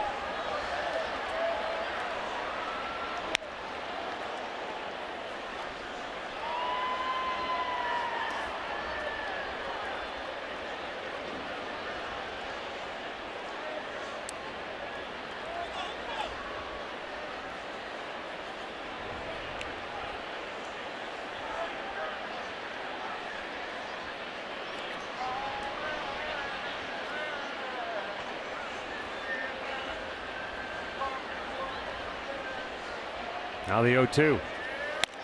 Up and away. This is game 41 of the year. And for Rajai Davis, it's the 28th game he's played in, 17th game that he has started. So Tito's been fairly judicious with how he has used him. I mean, at his age, you want to get him at bats, but you don't want to run him into the ground either. No, and he's been coming off the bench, stealing bases, primarily to play against left-handed pitching and starters, which he did tonight. Started the game off with a single, stole a base, scored in the first. And you're right, at 37 years old, you're not here to play every day. And they know that, but you know what? Maybe he's played a little bit more than they first anticipated with the injuries and everything they've had to their outfield. And it's not like he walks around, with a hitch in his giddy up. I mean, this guy's, what I love? Looks like he's 28. He comes to play every single day, and he wants to play every day, and he's ready when called upon. And whether it's the 5th inning, the 7th, the 9th, it doesn't matter. There may be days or nights where he goes home and he doesn't feel like, or he does feel every bit his age, but I'll tell you what, he's a professional. Well, the question I asked to Tito was just with the injuries of Zimmer and Naquin, would he play him more? He says he wants to, but he likes having him as a weapon late in the games as well. Yeah. So he says he's got to kind of go back and forth on what's the best way to use Raj day in and day out with injuries to other guys. 2-2, way outside, full count. And Andre, go back to what he talked to me about in New York, that the lessons he learned from Ricky Henderson about physically taking care of himself. Right. And I think that's why you look at him and he looks like he's still in tip-top physical condition. It doesn't look at all like a guy who's on the downside of his career. If you were ever around him, you would never know his age from how he acts, how he carries himself, from how early he gets here to work out. Always takes care of those legs is what he said Ricky told him. Yep. 2 on, 1 out, payoff pitch, and a bouncer foul.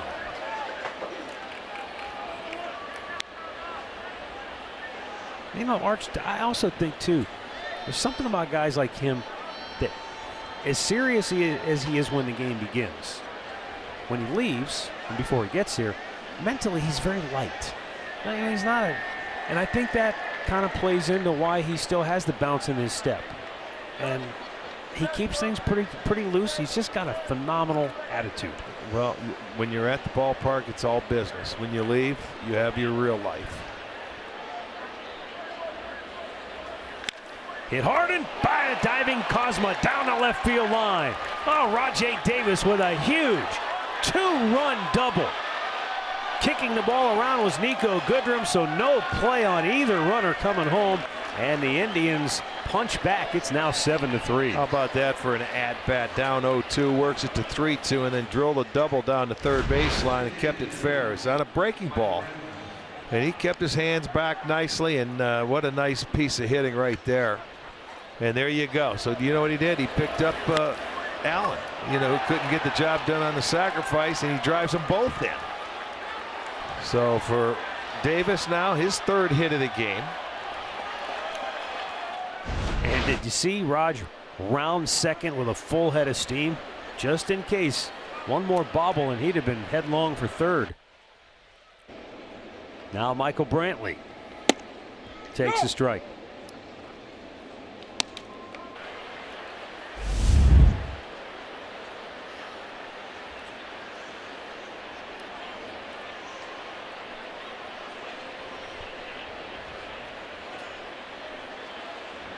Brantley has walked, singled, and scored a run.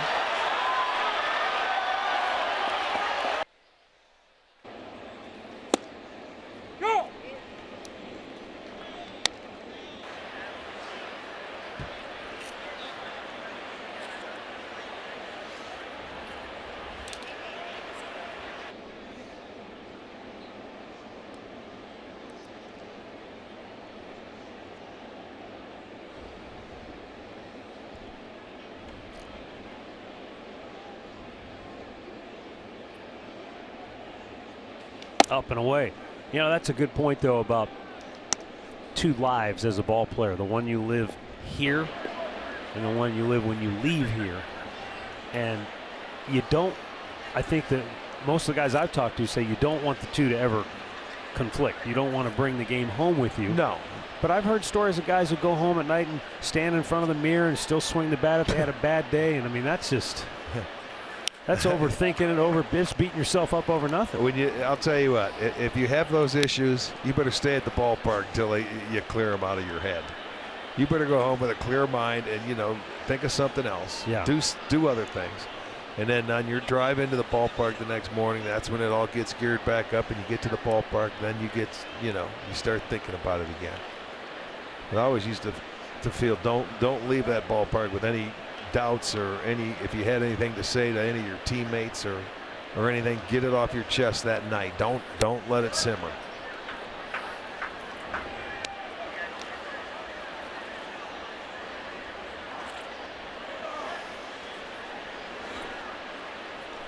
Two balls and two strikes to count for Michael Brantley.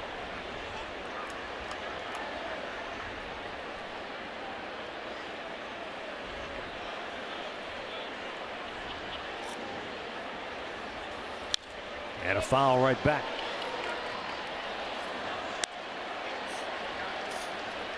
Well, Zach Reininger, he got the double play ball to get out of the fifth. But the sixth has been a completely different story. He's thrown 29 pitches now since he came into the game. But just one more strike than balls thrown. Again, the inning started with a walk. And then you get a base hit and you get base runners. That's what this Indians offense needs. When they get base runners, that's when they become very dangerous. And I don't care how you get on.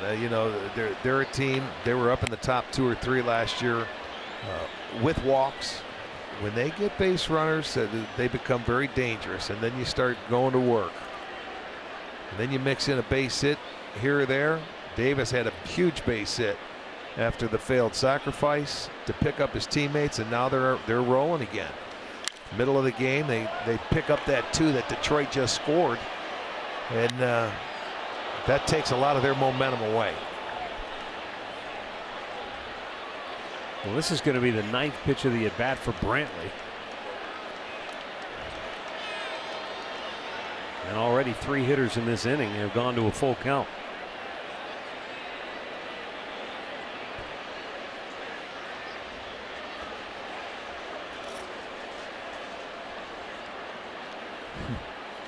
Upstairs, ball 4, and Reininger, his body language isn't all that great, but there is nobody warming in the bullpen. And that's going to bring out the pitching coach. And right now, we're going to pause for a message from Circle K. Polar Pop, just 79 cents every day, only at Circle K. I mean, if I saw that, Arch, you know Chris Bosio saw it. Reininger, he's just kind of dropping his head, just kind of heaving, sighing, like, and the one thing I've always learned from players is your body language is important, because if other people see it, they pick up on things. Oh, they see it. They don't miss a beat in that dugout. You can guarantee that. And the thing about it, He had Davis down in the count 0-2, and he ended up getting the hit. He went to 3-2 on an 8-pitch at bat. Brantley had a 9-pitch at bat. He had him down in the count. He can't put him away, and it's frustrating. So now they got a chance to deliver a knockout punch in this inning. They still have first and second, still only 1 out, and you're going to have to face the two big boys, or I should say, not so big, but the 2 great hitters. Let's put it that way. Big in stature. Yes, they are. Ramirez 1 for 3 tonight, but it's his first at bat. Left-handed, and he yanks it to first. It goes right through Hicks, and that's going to bring home Rajai Davis. And now the stop sign goes up for Michael Brantley. And so stopping at second base is Jose Ramirez. Another run is in. It's a 3-run sixth for the Tribe. They're up 8-3. And runners second and third, still only 1 out. I will say this. I want to see this to play again, because Hicks is naturally a catcher. And he's playing first base because of the injuries that they have. Now, this ball hit pretty hard, but in between, should the play have been made? Possibly. I would say more than likely, yes, at least knocked down. You know, so that ball gets out there. They're going to give him a double, I would imagine. Give him the RBI. And now they're going to intentionally walk Francisco. Yeah, they do give him officially the double, Arch. Yeah, okay. That's fine. Guy's not a first baseman. Not his fault he's out there. So the bases are loaded. And with 1 out, the 8th man to bat in the inning is Yan Gomes. And now the Tiger bullpen has action. Lewis Coleman starting to heat up. Yan Gomes, the batter, 1 for 3 on the night. Last time up, really nice piece of hitting. He just slapped a single through the right side of the infield. Pops this one high and foul and out of play.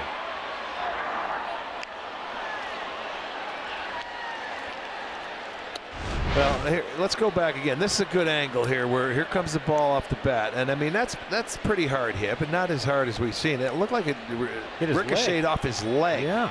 You know, he's a catcher. He could at least maybe smother that ball. But hey, I'm not blaming him, because he's not a natural first baseman, and it's not that easy out there. But that's what happens. You know, you're playing some guys out of position. They're banged up. It's part of the game. Oh, he popped him up. It's a big out right here for Reininger and the Tigers. 2 down. And now the 9th man to bat in the inning will be Brandon Guyer, who already has 1 grand slam. Could there be another in his offing?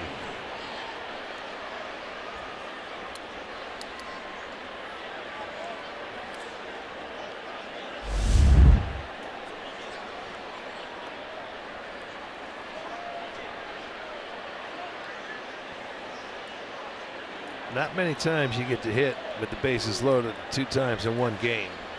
And your first time up, you do it and you hit a grand slam. Your guy Dwayne Kuiper did, though.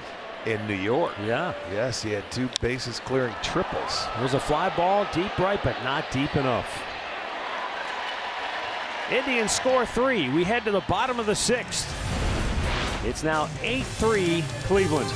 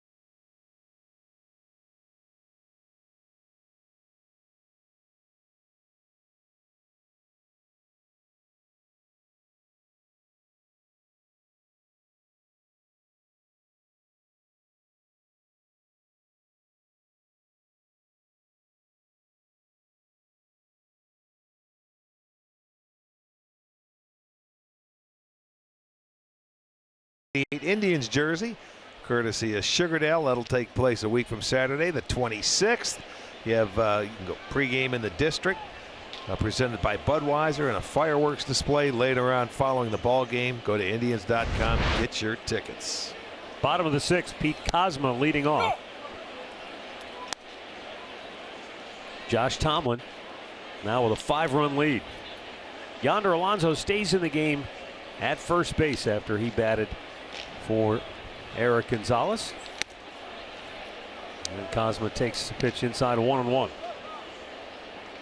Josh Tomlin pitching into the 6th inning here tonight.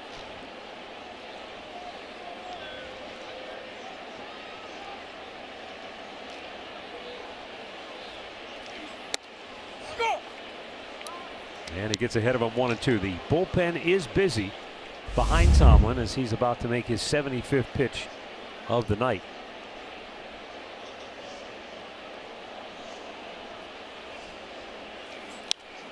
And after last night's game, Tito Francona, I mean, Terry is one of the most upbeat, positive people you'll ever meet in the game of baseball.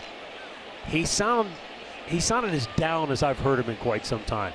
And when he was talking about the bullpen, he said, hey, we've got to figure it out. In other words, there's nobody out there that we're going to go out and make a trade for tomorrow. There's no free agent just waiting for the Indians to make a phone call. There's nobody in the minor leagues that's beating down the door to get here. The guys who they have here right now, he said, we have to figure it out with what we have right now. And he said they will. He's very confident. And you know what? He believes it. And I do too. They'll have to figure it out if they're going to do anything this year. Andre, what's your sense from the guys in the bullpen? How are they feeling about things right now? I talked to Dan Otero about this earlier today, and he says he understands where Tito is coming from because they all can be better. He says Tito's not asking them to do anything out of character. He says, yes, it's different without Brian Shaw here, and some people have been put in different roles. He goes, but our job still as major league pitchers is to get guys out. He goes, so we have to stop worrying about when we're pitching and go do it. I like where Tito's going with this because he's not allowing guys to look outside of other places for the fix. He's saying the fix is right here. Fix it. Castellanos with another long fly ball to deep left. This one is not coming back. He flirted with a home run his first time up, but Rajai Davis ran it down. This time he clears the wall. It's his 4th home run of the season. And it's now an 8-4 ball game, and that's going to bring out Terry Francona. And we're going to see the Indians bullpen that we were just talking about in action now here in this 6th inning. So Josh Tomlin goes 5 1/3, but with 8 runs on his side of the ledger, Terry Francona feels like this is a game we need to win. We don't want to give the Tigers any hope right here, so he's going to go to the bullpen. Tyler Olson will be coming on when we come back.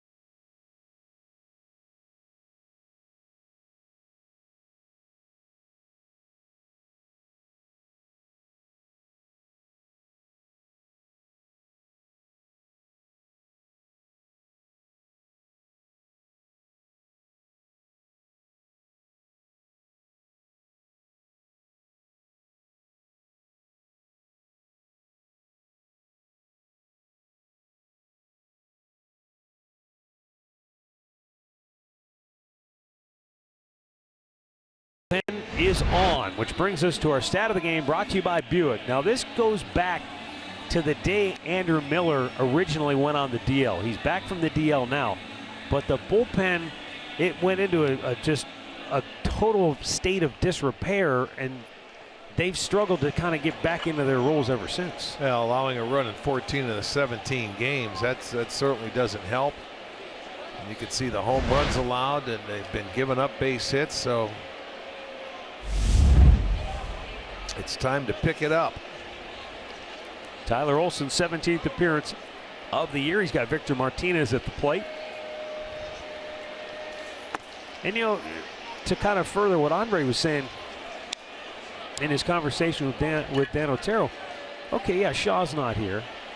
And all right, Joe Smith was part of the bullpen for part of the season last year, but essentially there's a lot of the same pieces here, so. Yeah, when Joe Smith was here, he wasn't pitching back-to-back games, you know, so he was used sparingly.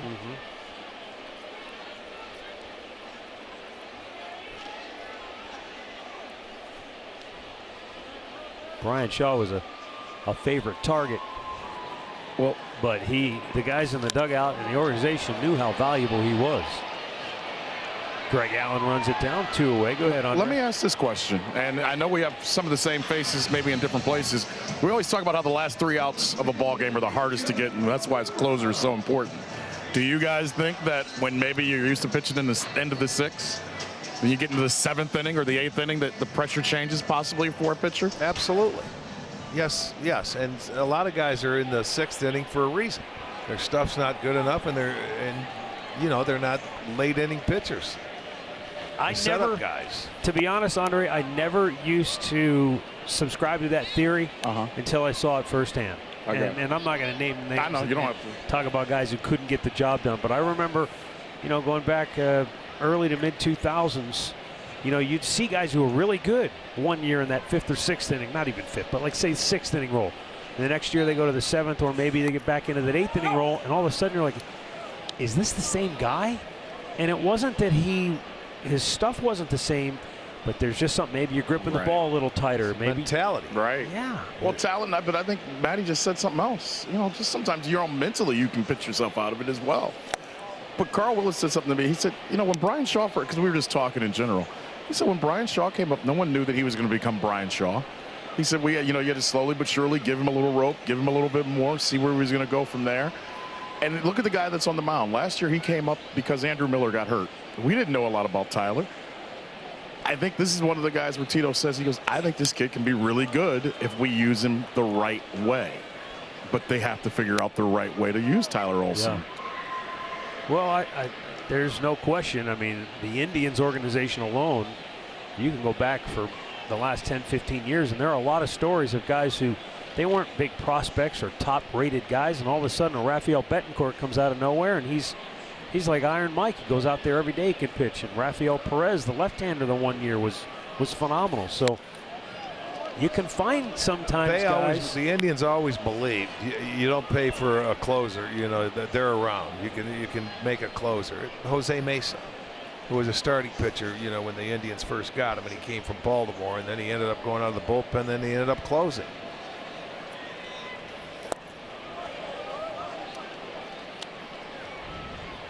And that's the thing that's changed in the last year or two is the bullpen. Boy, the price has gone up, man. You want good relievers, you're going to pay for them. If you don't pay for them, you're not going to get, you know, you're not going to get the elite. That's for sure.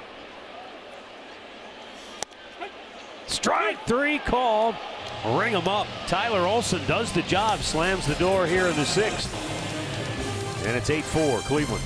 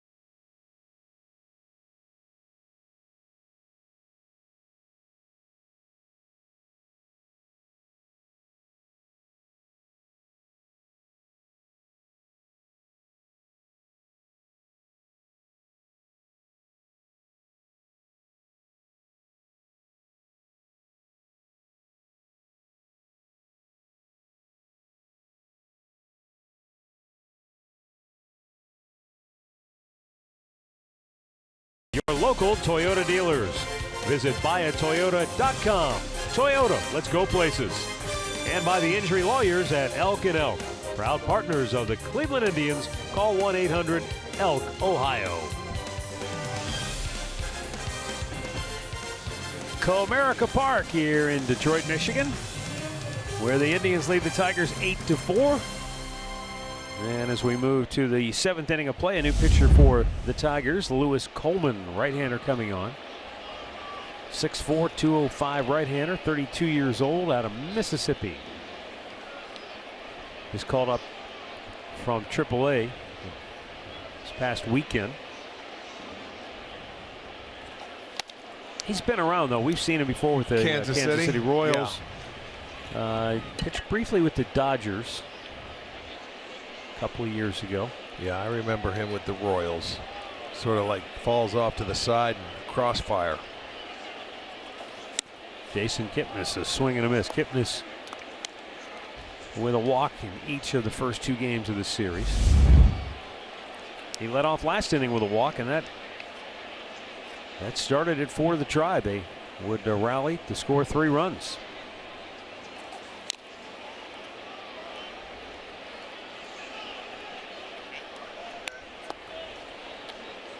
Zach Reininger went an inning and 2/3, 3 runs, 3 hits, 3 walks, 1 intentional.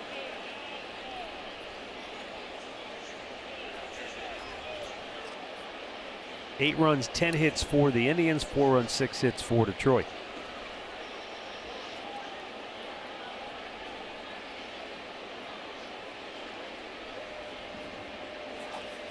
Brandon Guyer flied to right to end the 6th inning with the bases loaded.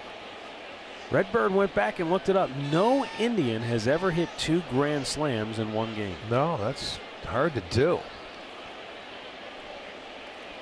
I think Jim Northrup did it here in Detroit. There's a line drive base hit for Jason Kipnis to snap an 0 for 15, and he's been aboard to start each of the last 2 innings now. Last guy to do it in the majors was Josh Willingham back in 09 with the Washington Nationals. He had 2 grand slams in 1 game. But you're right. I mean, just the opportunity alone is pretty rare to get up with the bases loaded twice. I mean, to get 1 grand slam, is good, and it's hard to do. To get 2 in a game, beautiful. And Dwayne Kuiper with 2. Were you on the team when he did that? 2 bases clearing triples? Clearing triples in New York, yes. Wow. That's even harder than a home run. Think about it. Except for him.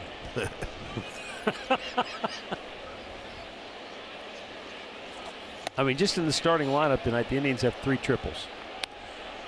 As a team, they have 4. Right. They have 4 triples and 61 homers on the year coming into tonight. So, yeah, the triple is much harder. But in his case, he only had the 1 home run in his career. So, Kipe, that's your teammate saying that, not me. That's all right, Kipe. I don't mean anything bad by it. Triples are just as good. In some ways, they're more exciting. There's more action. Once the ball's over the fence, it's over for the home run.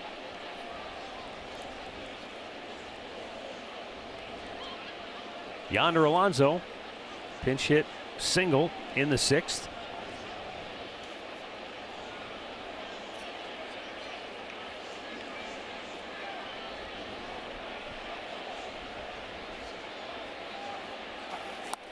Swung on and missed, and it's 2-2.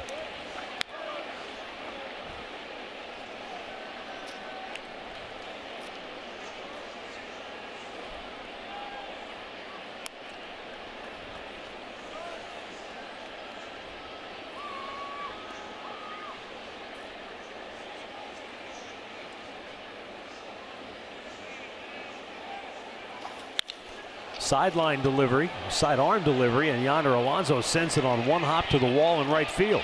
And Jason Kipnis will stop at 3rd as Alonso's in with a stand-up double. So he's 2 for 2 since coming into the ball game. Came in to pinch hit, and he promptly hits a single, now a double. And this inning is set up again. 2nd and 3rd, nobody out. He got this one up right into his path. He likes that ball up. He left it a little bit away, and he pulled it down into the right field corner.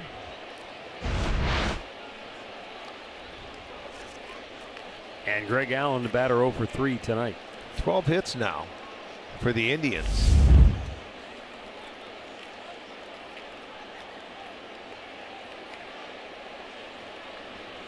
Tigers bring the infield in, and Greg Allen fouls it off.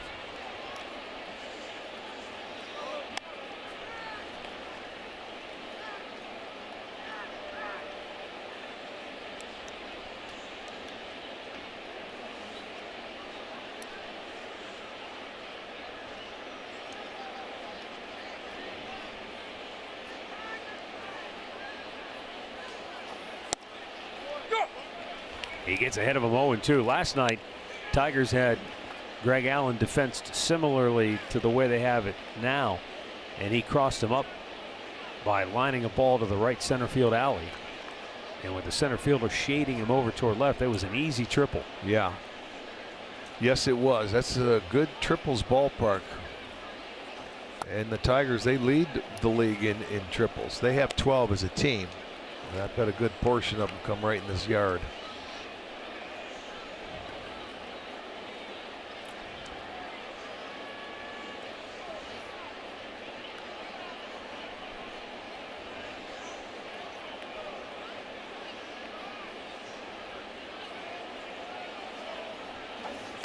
Swing and a miss. He struck him out. 1 down. Our Miller Lite hold true moment. Rajai Davis in the leadoff spot tonight, making his 17th start of the year. Started the game with a single, went to second on a wild pitch, stole a base, scored in the first, and a single to center field in the fourth, and then a big clutch 2-run double after a heck of an at bat in the 6th inning.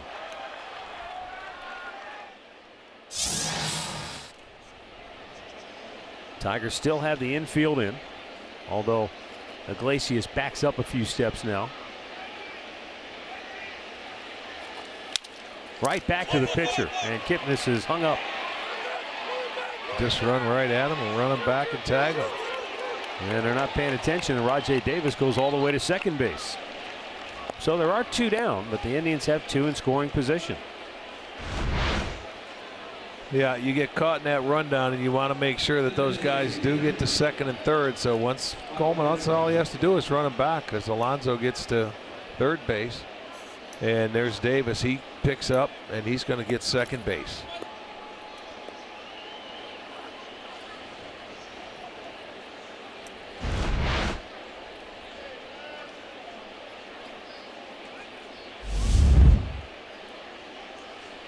Michael Brantley, the batter.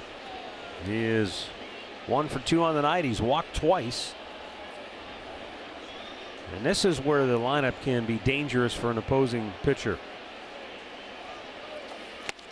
Because you could say, well, let's walk Brantley because he's been pretty good with runners in scoring position and men on base this year. But then you've got to face Jose Ramirez.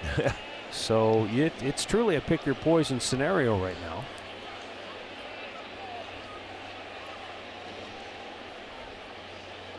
Ramirez an RBI double his last time up.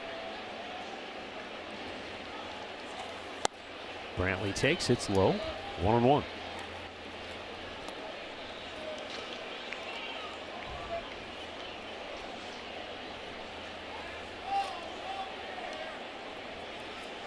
See if Brantley could get a 2-out base hit and pick up his other 2 teammates here.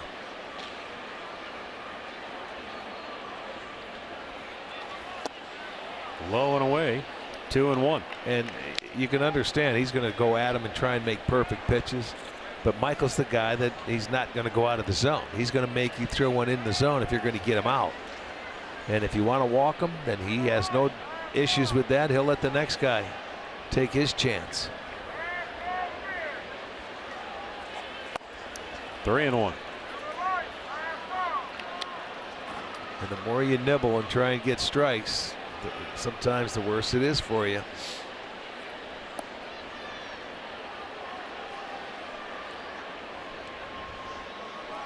This will be interesting here. 3-1 count.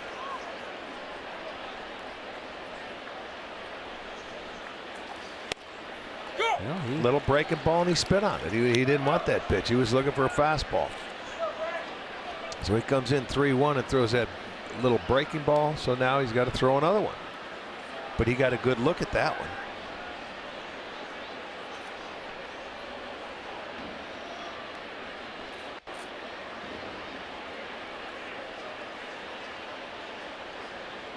Payoff pitch.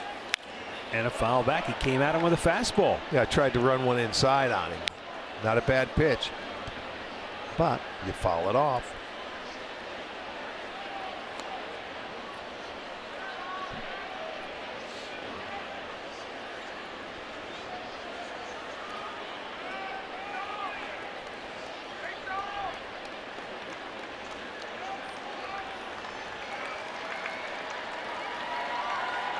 And the 3-2 is right at the second baseman.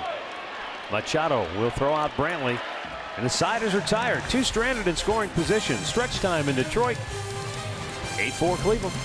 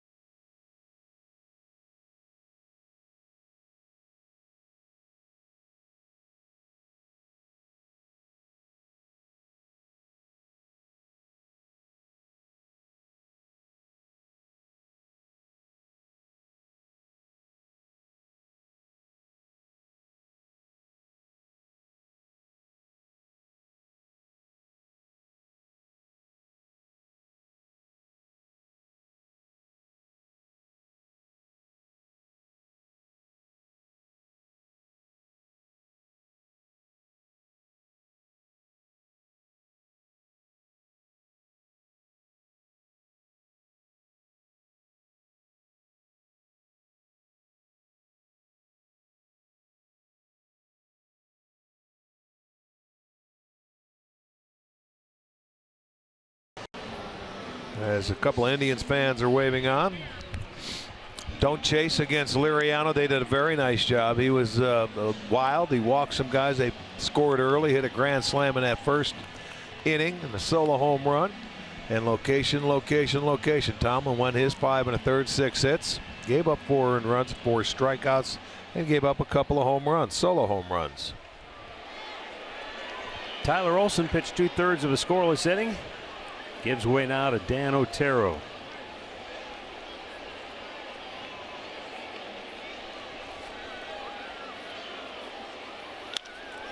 And a ground ball single right up the middle.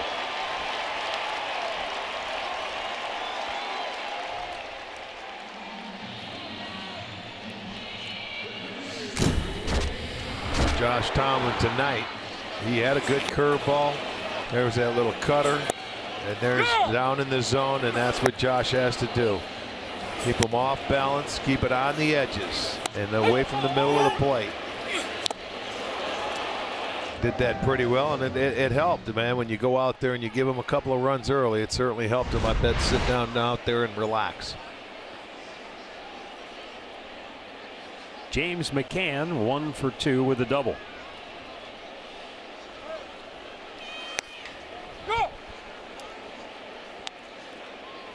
Here's where Otero would love to get that ground ball with the heavy-legged catcher running. Great chance to get a double play ball here. Well, he'll continue to throw that sinker on you, and you can see he fouled it off his body. But that's his game. He gets ground balls. Sometimes it finds holes throughout the infield. It's awfully nice when he gets hit at one of your infielders. pitch to contact. He's not going to walk you. He's going to stay aggressive. He's going to throw strikes.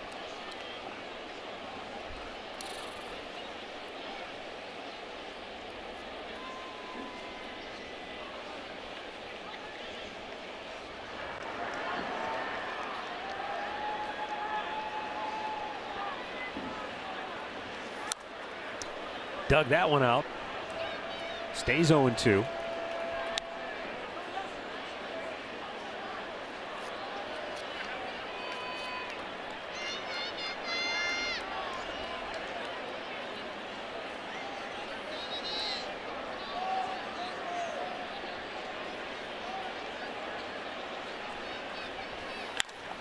To left field. Deep and off the wall. Around second on his way to third is Hicks. They're going to wave him home. And the throw to home is not in time. So James McCann with a double off the wall and left makes it an 8-5 game as the Tigers keep clawing their way back into this thing. Yeah, it's a breaking ball from Otero, and there it is. It was one that was out over the plate, and McCann took advantage of it. That'll be his 7th double. He has 2 doubles tonight. Doubled in his last at-bat as well. Carl Willis, Indians pitching coach, going to go out for a visit.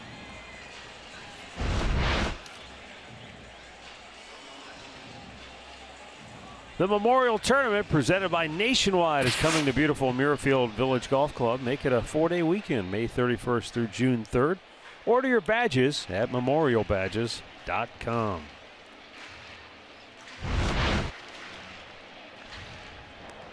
Andrew Miller's getting loose in the Indians bullpen.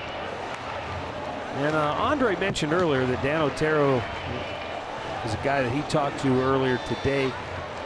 Otero's one of those guys, he's always accountable, good or bad. You know, he's there standing in front of his locker after every game. And I think it's got to be particularly difficult as Jose Iglesias takes a pitch inside ball 1. For a guy like Otero who's sitting here today, and now it's May 15th, a long way to go, but his ERA is at .587.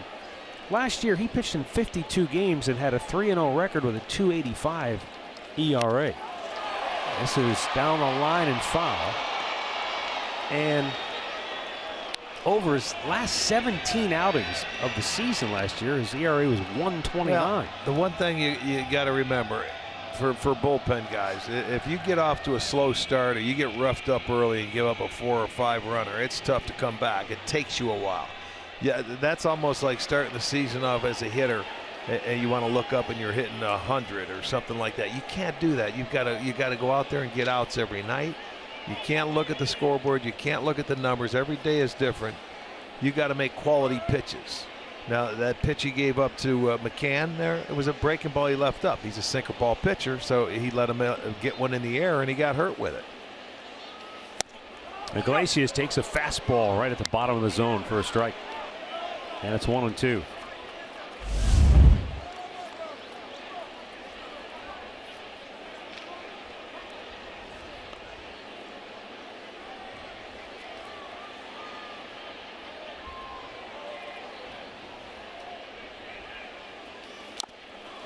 Iglesias trying to dig it out, fouls it off.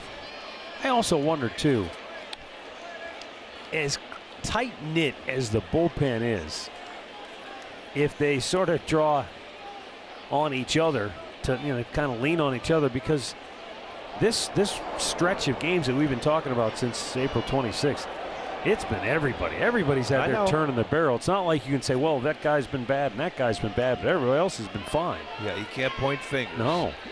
There's nobody to point him at. Ground ball foul.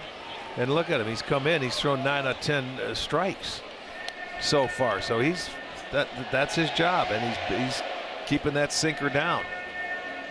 Did the same thing to McCann. Just make him hit it on the ground. That's your strength.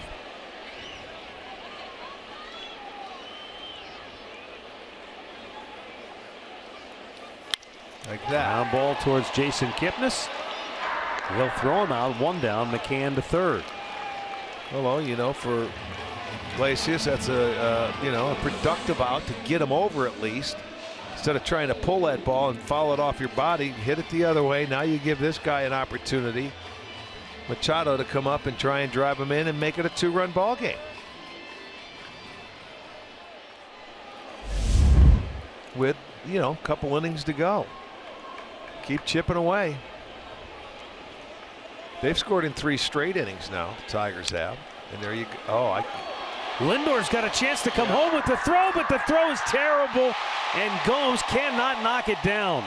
And the Tigers do indeed make it a 2-run game at 8-6. Well, that was a mistake. The runner made a mistake. McCann, that's why he was going to make the ball go through, and he stopped. And then all of a sudden, Lindor has him dead to rights at home plate.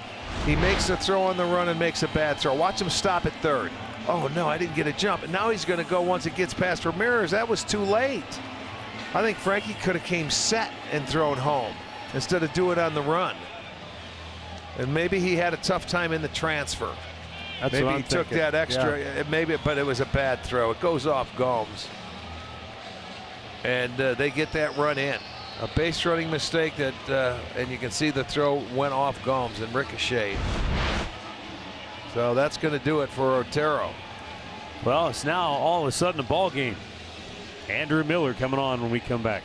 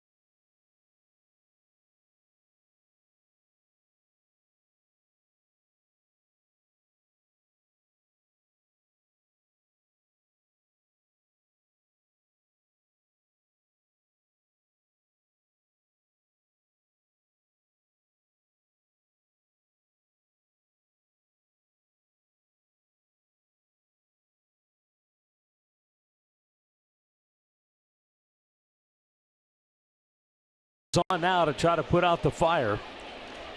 It's an 8-6 Indians lead here in the 7th.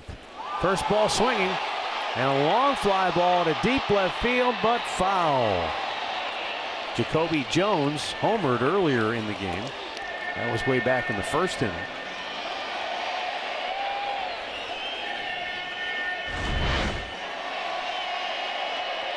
Comes up and just a little bit out in front of that slider from Andrew Miller. It wouldn't have had the distance, but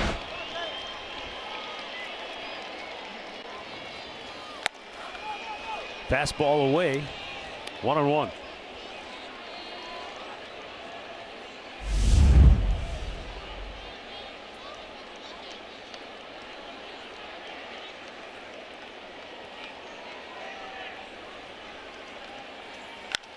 To third, it goes right by Ramirez. And look out, off to the races is Dixon Machado. He's going to come all the way around and score. It's a 1-run game. An RBI double for Jacoby Jones. 3 runs home for the Tigers, and still only 1 out in the inning. Well, I'll tell you what, that was a slider, and I bet it was middle of the plate because he smoked it. There it was. It started way out off the plate, and it comes in, and it just speeds up his bat. He drilled it down into the corner, and by the time Davis could get over there, that allowed Machado to score from first base. And it is now a 1-run ball game.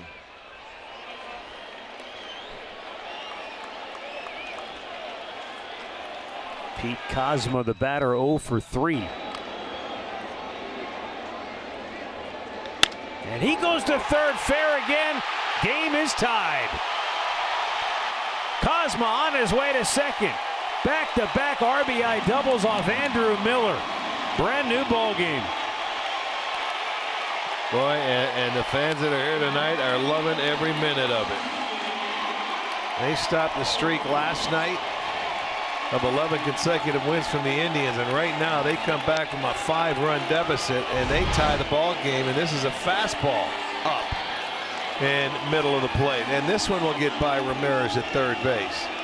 So another double for Kozma, and we have a new game. But this is a perfect illustration of the state of disarray that the Indians bullpen is in right now and the domino effect that it has caused. You've got Andrew Miller in the game in the 7th inning, and he can't hold the lead. And there's a fly ball to left. Rajay Davis will make the catch, and there are 2 down.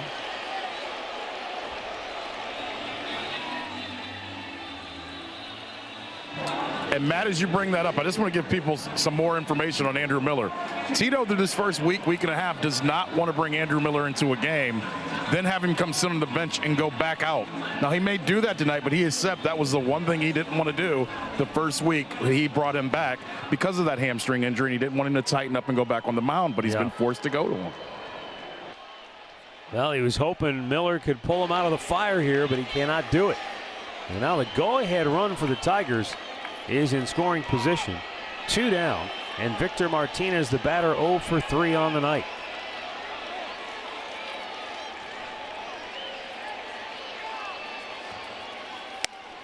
Outside, ball 1. Well, and the locations from Miller have not been the best. He's been middle of the plate, and the Tiger hitters have really taken advantage of it.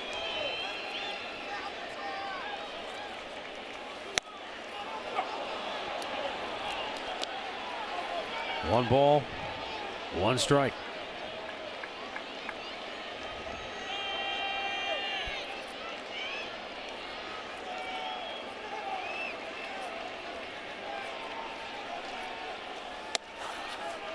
Outside, 2 balls and a strike.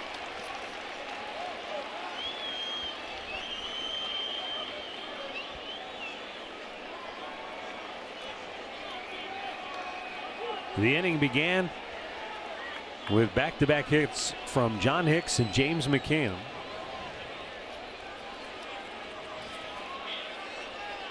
Two 2-1 pitch.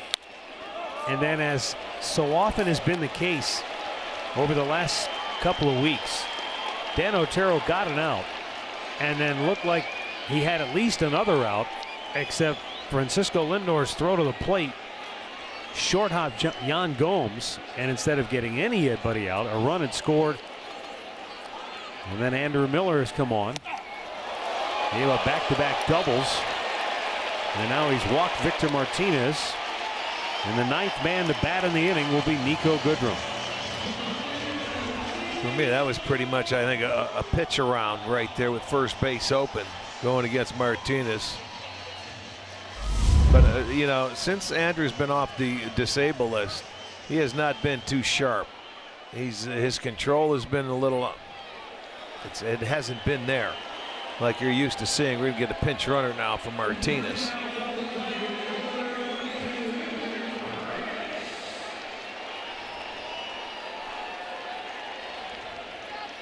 Victor Reyes is going to run there at first base with 2 outs.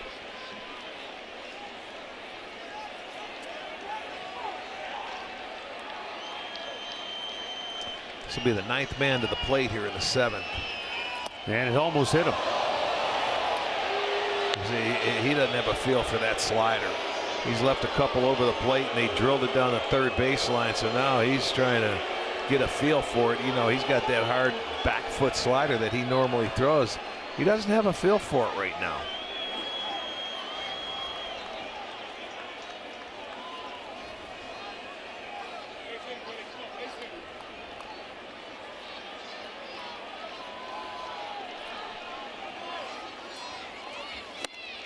Way out in front, really slowed it down that time.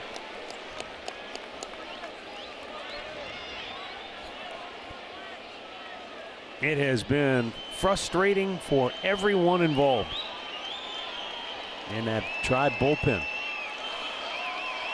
The 1-1. Swing and a miss. It's a ball and 2 strikes.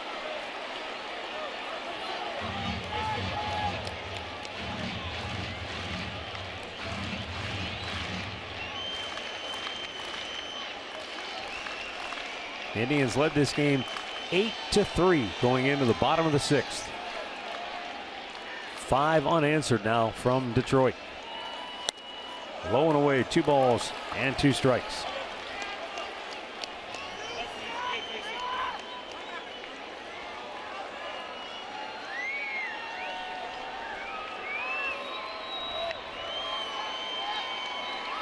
There have been 22 hits in this game, 12 for the Indians, now 10 for Detroit.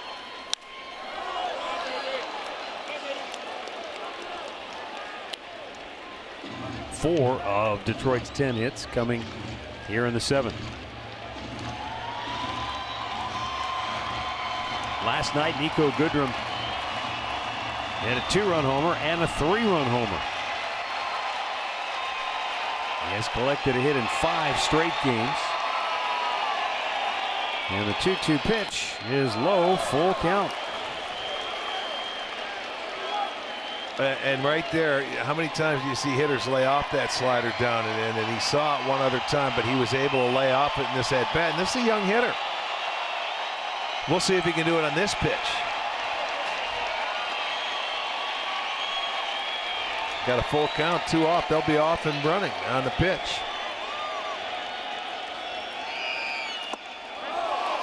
No, he didn't go, and the bases are loaded. That was a pretty good at-bat by him. The young man just, he wouldn't bite.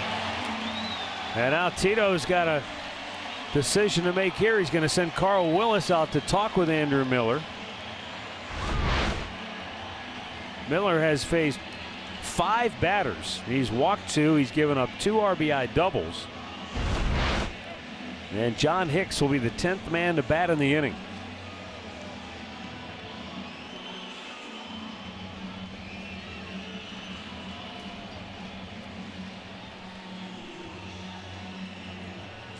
So they'll talk the strategy over with Hicks coming to the plate, who has 2 hits on the night, has scored 2 runs.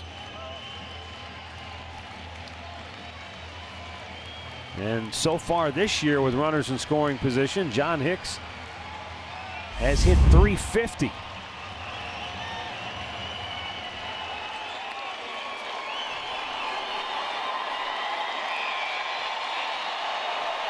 You can see the concern on their faces, sitting down in there saying, come on, get this out. Ball 1, it's outside. But boy, he's just not, he's thrown 18 pitches, 10 balls, and 8 strikes. You can just tell he is not firing on all cylinders, man. 2-0. Fastball's not there. The slider he can't control. If you're a Tiger here, you got to be patient here. He just walked the last 2 guys.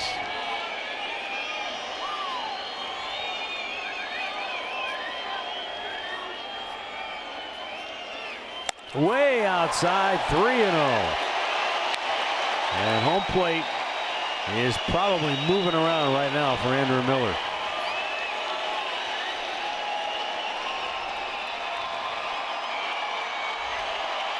Base is loaded, 2 down, 3-0 pitch, bullseye.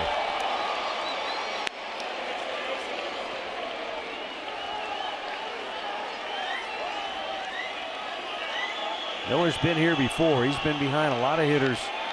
He's been able to come back and get them, but not tonight. He has walked 3 in a row, and the Tigers have taken a 9-8 lead. Got to go get him now. That's it for Miller. Terry Francona will make the move to the bullpen, and Andrew Miller can only turn and look the other way in frustration. Wow. What an unbelievable turn of events here in Detroit. Timeout, 9-8 Tigers.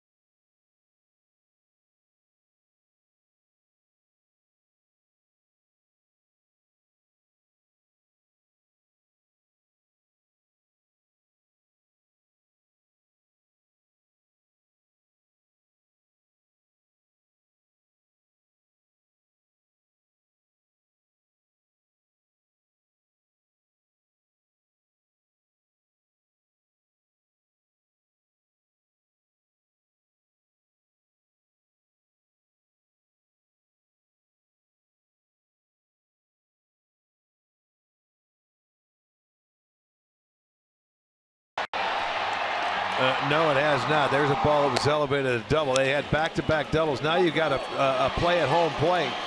The fielder's choice goes. Lindor throws the ball. It bounces off Gomes. Then you get a couple of doubles off Andrew Miller, who really didn't have control tonight. He ended up walking 3. And I mean, it just got ugly. One of the worst innings, and he walks in the go-ahead run right there.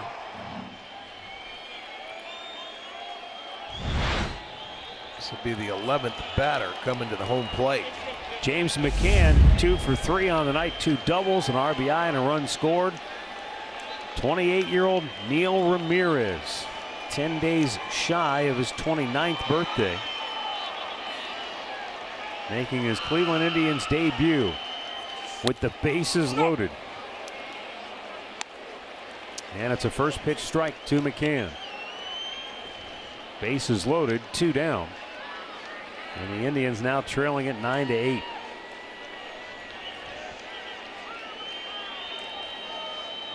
Ramirez was a minor league free agent, signed at the end of November. Past off season, back out of play.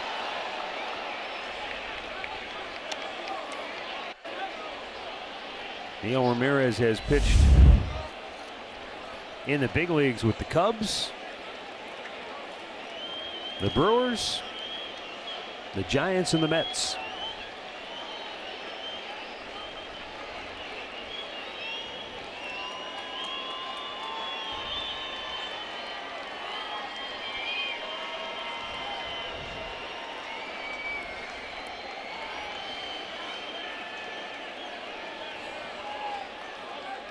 McCann in the hole, 0-2.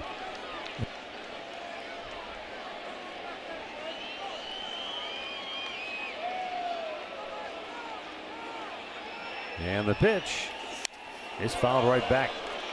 Tell you what, Ramirez is pumping it up there in the mid-90s. He's going right at him.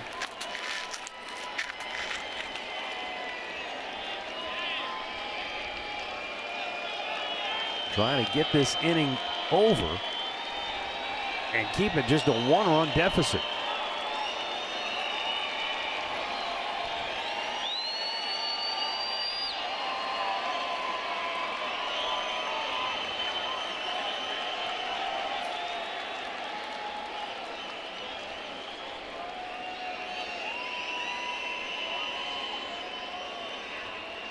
Now the 0-2.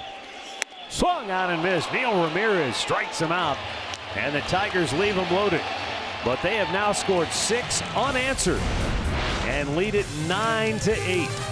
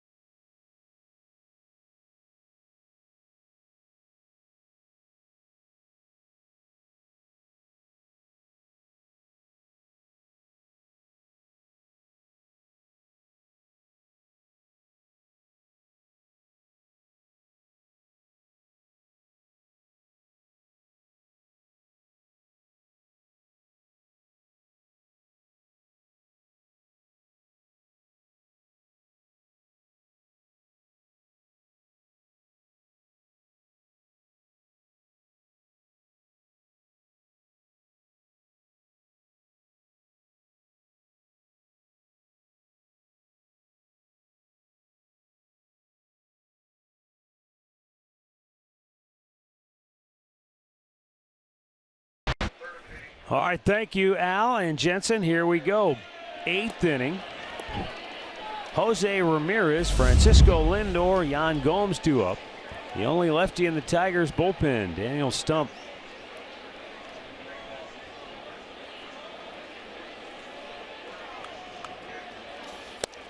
Pitch down low, ball 1. Ramirez, a single, a double, and a run batted in here tonight.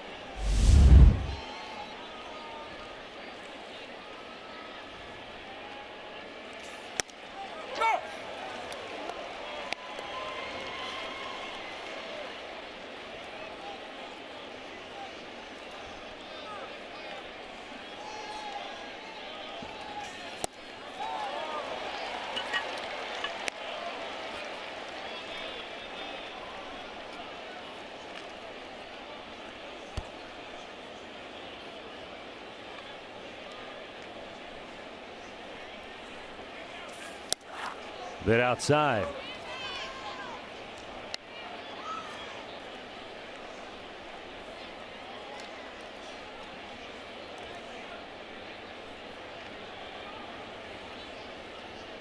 Now the 2-2. And a ground ball single in a left field for Jose Ramirez. He's going to turn. He's going to go for 2. Here's the throw. He dives, and he is safe with a leadoff double. Hustling right out of the box, Ramirez was thinking 2 all the way. And also they were playing on the line. So this benefited Ramirez. See how closely Cosmo was on the line? Oh, that ball went under his glove. Yeah. As he was diving for it. So, I mean, the ball was hit very hard, but that's the hustle of Ramirez to get himself into second base scoring position. So a nice job of leading it off. You know, and Ron Gardenhire chose to bring in the left-hander here to turn both Ramirez and Lindor over, but to the right side. But they're better hitters from the right side of the plate than they are from the left side. I don't know that we've seen, a sound reason as to why you would switch either one of these guys around. You might say, well, their power isn't quite as good. Well, that's maybe because they don't get as many at bats. Yeah, well, Frankie's hitting 390 from this side of the plate. Outside, ball 1. But, you know, he knows his bullpen. He knows his reliever. I know they had the right-hander, Buck Farmer, up in between that inning, but they brought the left-hander in, and it's their only left-hander, and we got nothing but right-handers coming now until you get to Kipnis.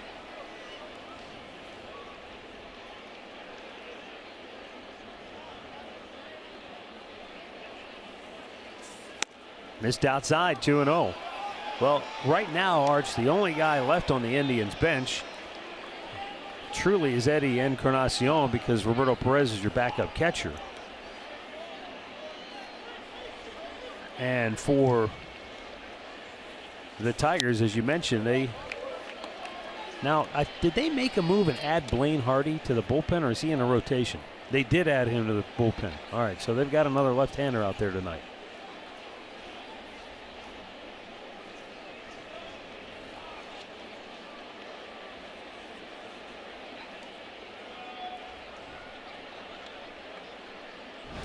Here's the 2-1. Missed outside. And the 20,997 who are still here, not happy with the recent developments.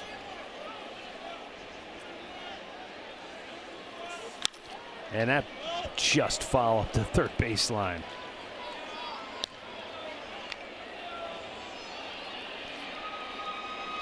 And that young lady's got a souvenir. Eddie.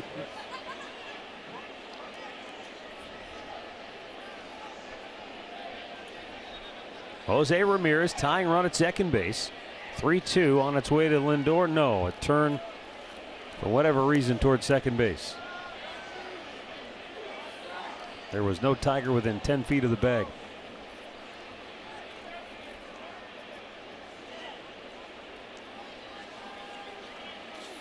Ball 4, the first 2 have reached. Let's go down to Andre. So you talked about Edwin being out last night. This is the play. If you watch at the end and just watch his neck and top of his neck towards his back right there. Hurt it a little bit on the swing. Now, I can tell you guys right now, he just went back down in the tunnel, put on batting gloves, and I believe he's going to swing the bat. Now, he may have the batting gloves on because it's a little chilly down here, but he was taking his sweatshirt off the last time I saw him. So he may be the last man standing, but he's in the cages swinging the bat right now, getting ready in case he's called upon. All right. Thanks, Andre. Here's Jan Gomes. He's 1 for 4 on the night.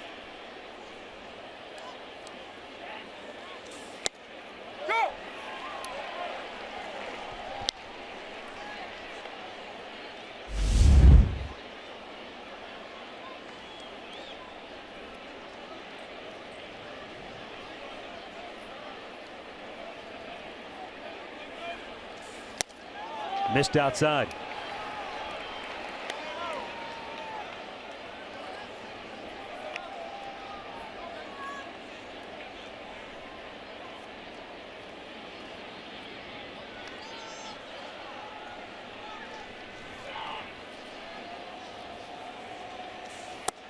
Just missed outside, but it is off the plate, and the count is 2-1. So Stump is nibbling. Yeah. And that is not going to ingratiate himself to his manager or any of the guys playing behind him. I can understand if you get to 2 strikes and you want a guy to try and swing at your pitch, but once you get strike 1, you better attack. He walked the last hitter. First 2 have been put on.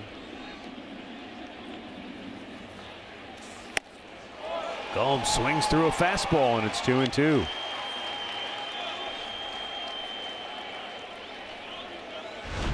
This one up in the zone. You see, McCann wanted it down, but he throws it up there at 94, and he got it by Gomes. 2-2 count. Got a piece. That was a better pitch for Gomes. You know, you think of him as a guy that likes the ball at the belt, if not below the belt. Below the belt, right. And that last pitch was more letter high that the previous one that he swung through.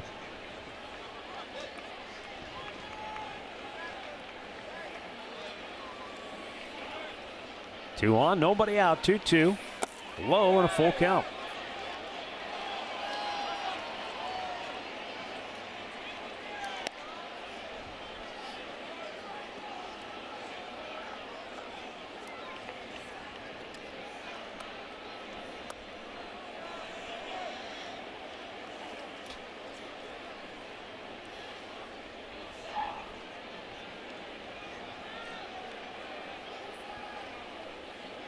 Big pitch for Daniel Stump here.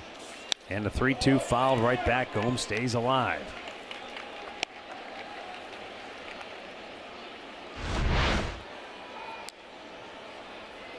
Well, he challenged him there with a fastball. And Gomes follows it straight back. 8th pitch of the at bat. Nobody up in the Tigers bullpen. And the 3-2 on its way. Low, ball 4, and the bases are loaded. As now Daniel Stump has walked back-to-back hitters. Well, now the Indians ought to take advantage of bring this out now. Chris Bosio, the pitching coach. Back in the first inning, Brandon Geyer hit a grand slam. Then he came up in the 6th inning with the bases loaded and flied out to deep right field. And now for the 3rd time here this evening, he will bat with the bases loaded. And this time, you could almost say the game is truly on the line. Boy, that's a rarity. 3 straight times, but you know they come back, and that leadoff man very important as Ramirez got the base hit, it doubled, and he walked Lindor, walked Gomes.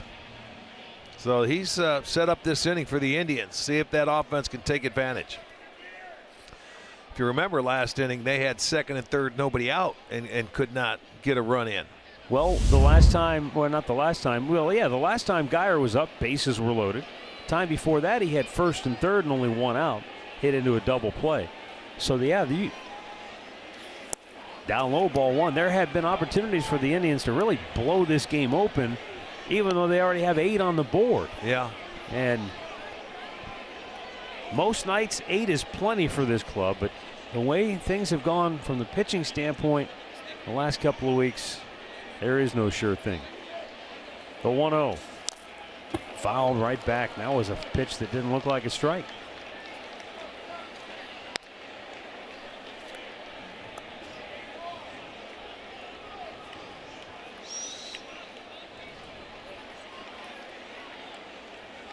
There's the Tiger alignment. Center fielder Jones shading Geyer just a bit toward right.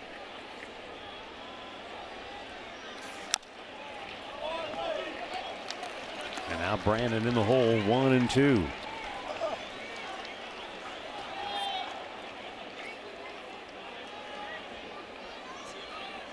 Jason Kipnis waits on deck. And then Yonder Alonso. So back-to-back left-handed hitters after Geyer. As Daniel Stump tries to wriggle off the hook here in the 8th with the Tigers clinging to a 1-run lead. He went around and he strikes out, 1 down.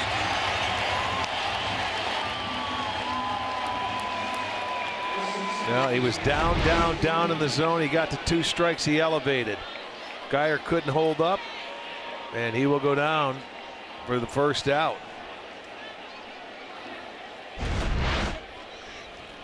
Well, here's Jason Kipnis, who, for whatever reason, he's had better luck this year at the plate against left-handed pitching than he has right-handed pitching. Takes a strike. Tonight, however, he was 0 for 2 against Liriano, the left-handed starter. And he singled in the 7th inning off the right-hander Reininger.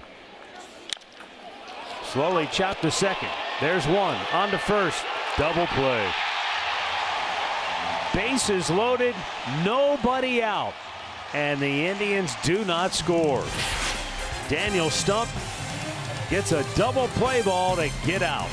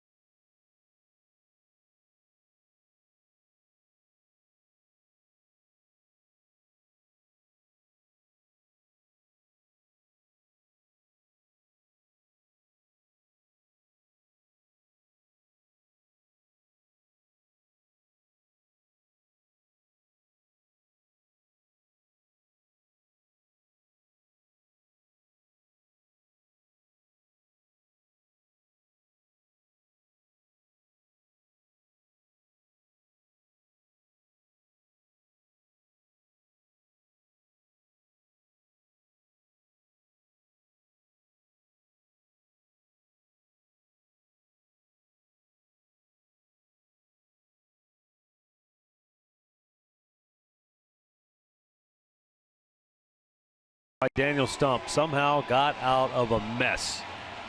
And Ron Gardenhire, his manager, said, nice job. Boom. Probably to get that heart started again, because I guarantee it skipped a couple of beats. I mean, bases loaded, nobody out. Well, 2nd and 3rd, nobody out the inning before that.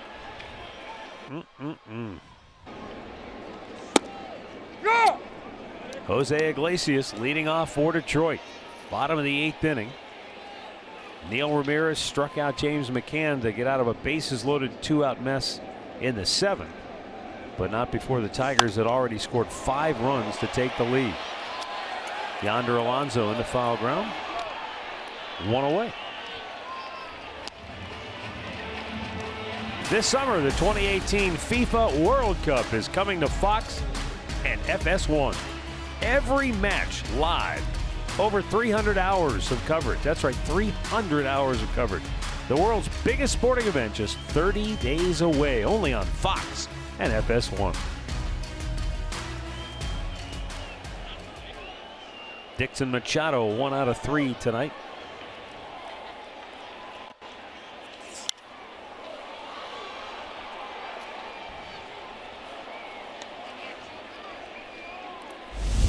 But you know, you go back to that 7th inning, and this is not to lay it at the feet of any one person individually, but it's all how it has worked hand in hand for this team in the last couple of weeks, where, okay, the pitching hasn't been good, and then the defense makes a mistake, and then it just snowballs on them. You know, if they make a play, if they get an out there, then you've got 2 outs in the inning, and maybe they score a couple of runs, but they don't score 5. Yeah, mistakes pile up, and it just seems to snowball. 2 down.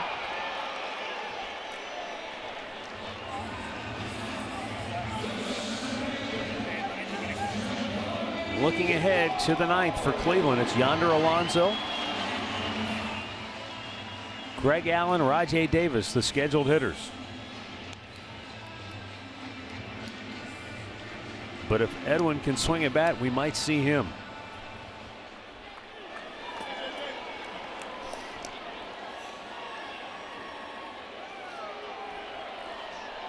Jacoby Jones. He started the game for Detroit with a solo homer, and then a big RBI double off Andrew Miller in that 7th inning.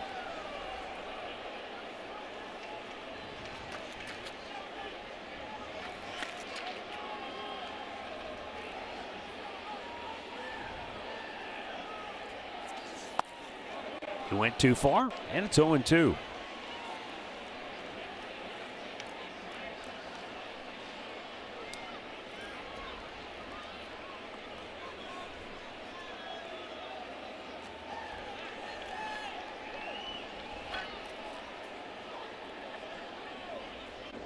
Neil Ramirez ready, the 0-2 offering.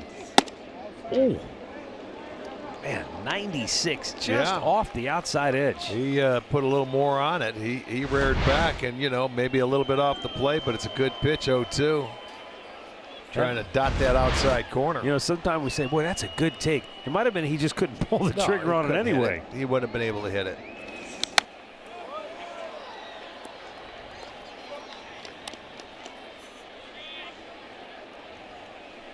Well, hopefully this is a sign of good things to come. Neil Ramirez has come out here, and he's been aggressive. He's attacked. He's thrown strikes. He's thrown with pretty good velocity.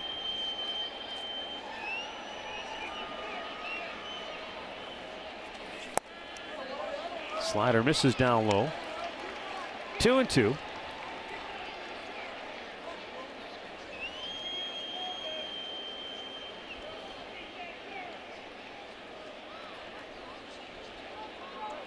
Yeah, 11 strikes out of his 14 pitches tonight. Weak tapper right back to him, and Neil Ramirez has retired all 4 that he has faced. Last chance for the Indians when we come back.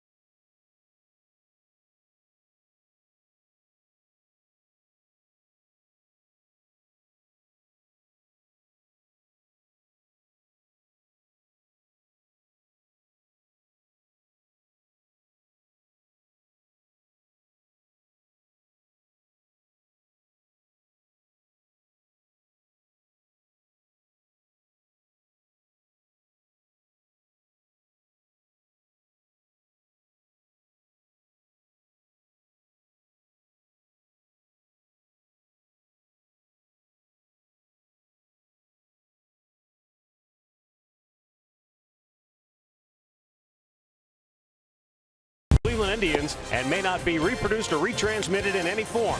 And the accounts and descriptions of this game may not be disseminated without the express written consent of the Cleveland Indians.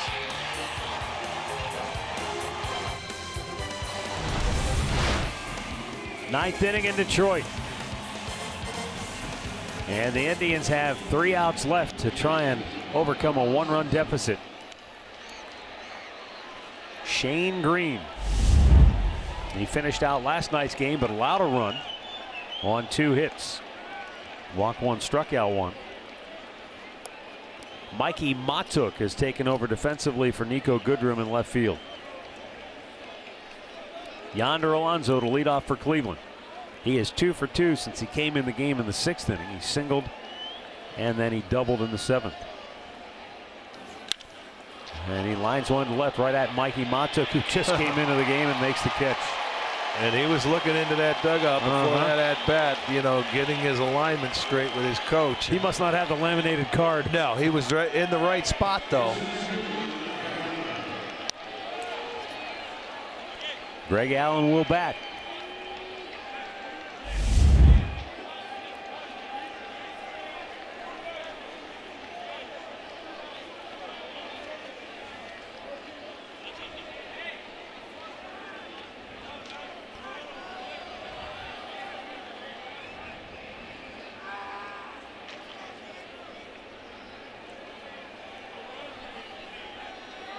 Here's the pitch, and that's low, ball 1. Greg Allen 0 for 4 tonight. And it was Allen who tripled off Shane Green last night in the 9th. And that came with 2 outs in the inning.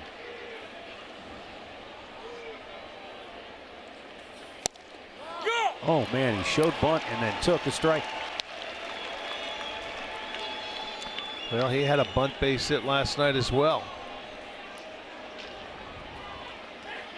You know, when you proved you can make that bunt, you got to play it even with the bag until you get to 2 strikes, if not in front. A little low, and it's 2-1.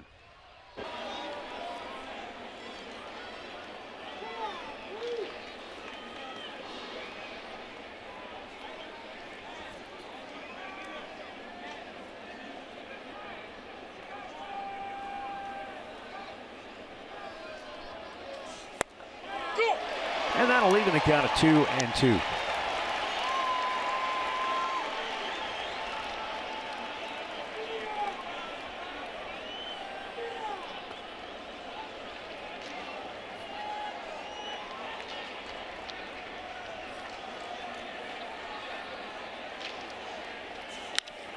One hopper right at the second baseman Machado, and there are 2 down in the 9th.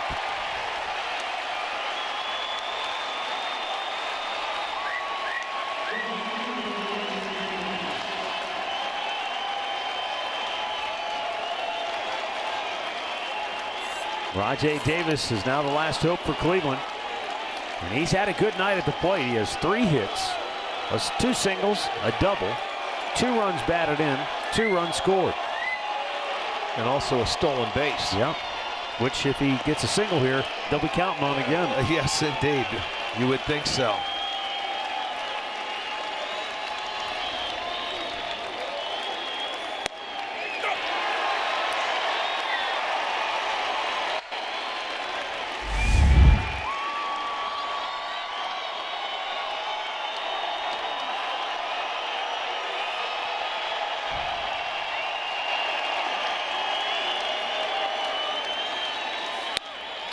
It was 70 degrees at game time. You may have noticed some of the folks are a little more bundled up. I don't know what happened, but it felt like the bottom fell out of the thermometer. It's down in the 50s now.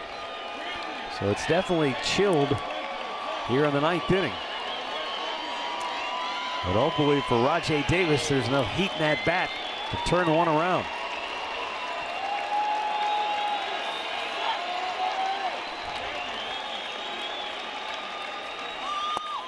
Low, 2 balls and a strike.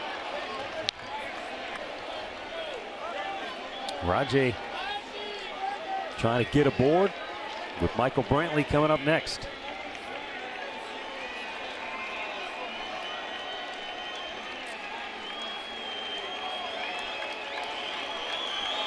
Shane Green's 2-1 pitch is up high. 3 balls and a strike.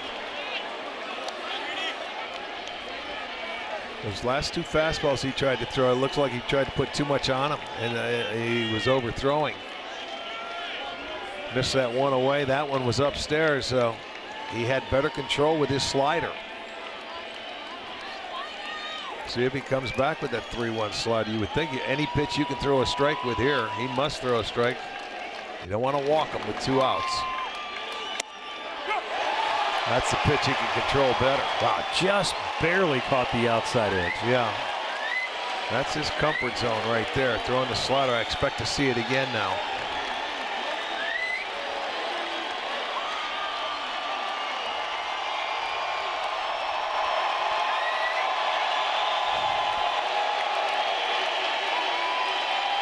Here's the payoff. And a ground ball right back to Green.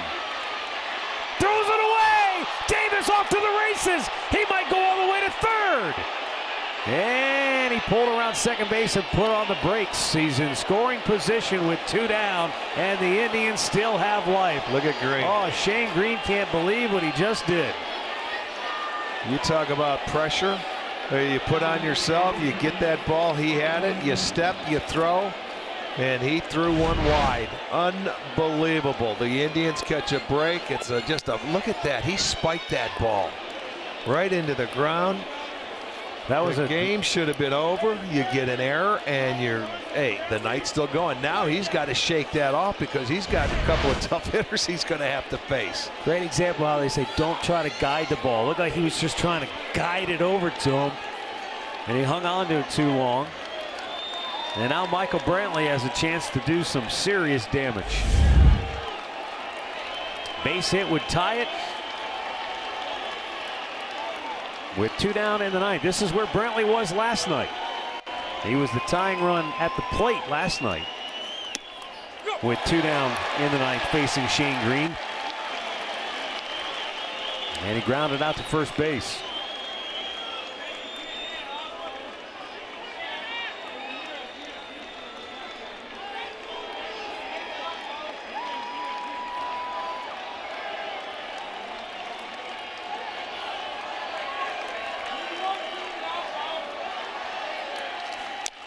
Swung on and missed. It's 0-2.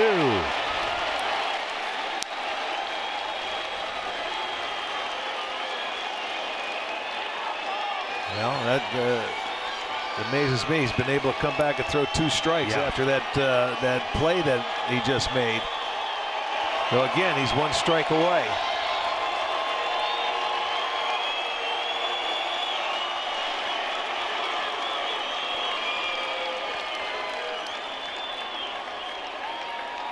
The 0-2 to Brantley is fouled off to the left.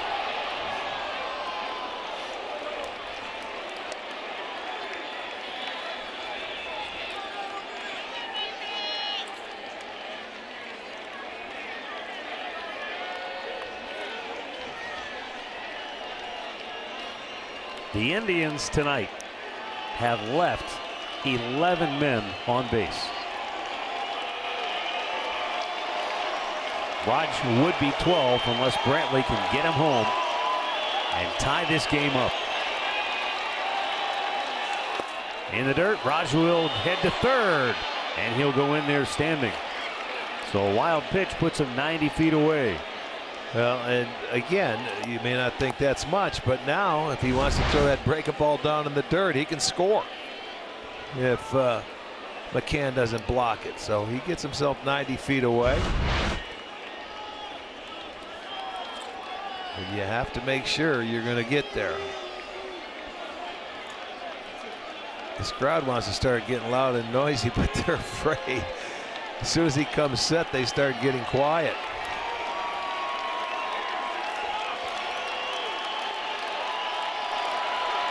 Here's the 1-2. Brantley with a ground ball to short. Iglesias has it. Throws him out. And this one goes to the Tigers.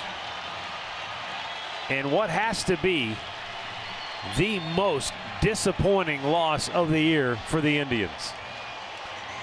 They squandered an 8-3 lead And the Tigers have taken the first 2 of this series, and they dropped the Indians back below the 500 mark at 20-21 on the year. And Detroit, all of a sudden, is now 19-22. Yeah, this one here, a backbreaker. It really is. They came out and they played well. They had an early lead. Then Detroit tried to peck their way back into the ball game. Then the Indians came out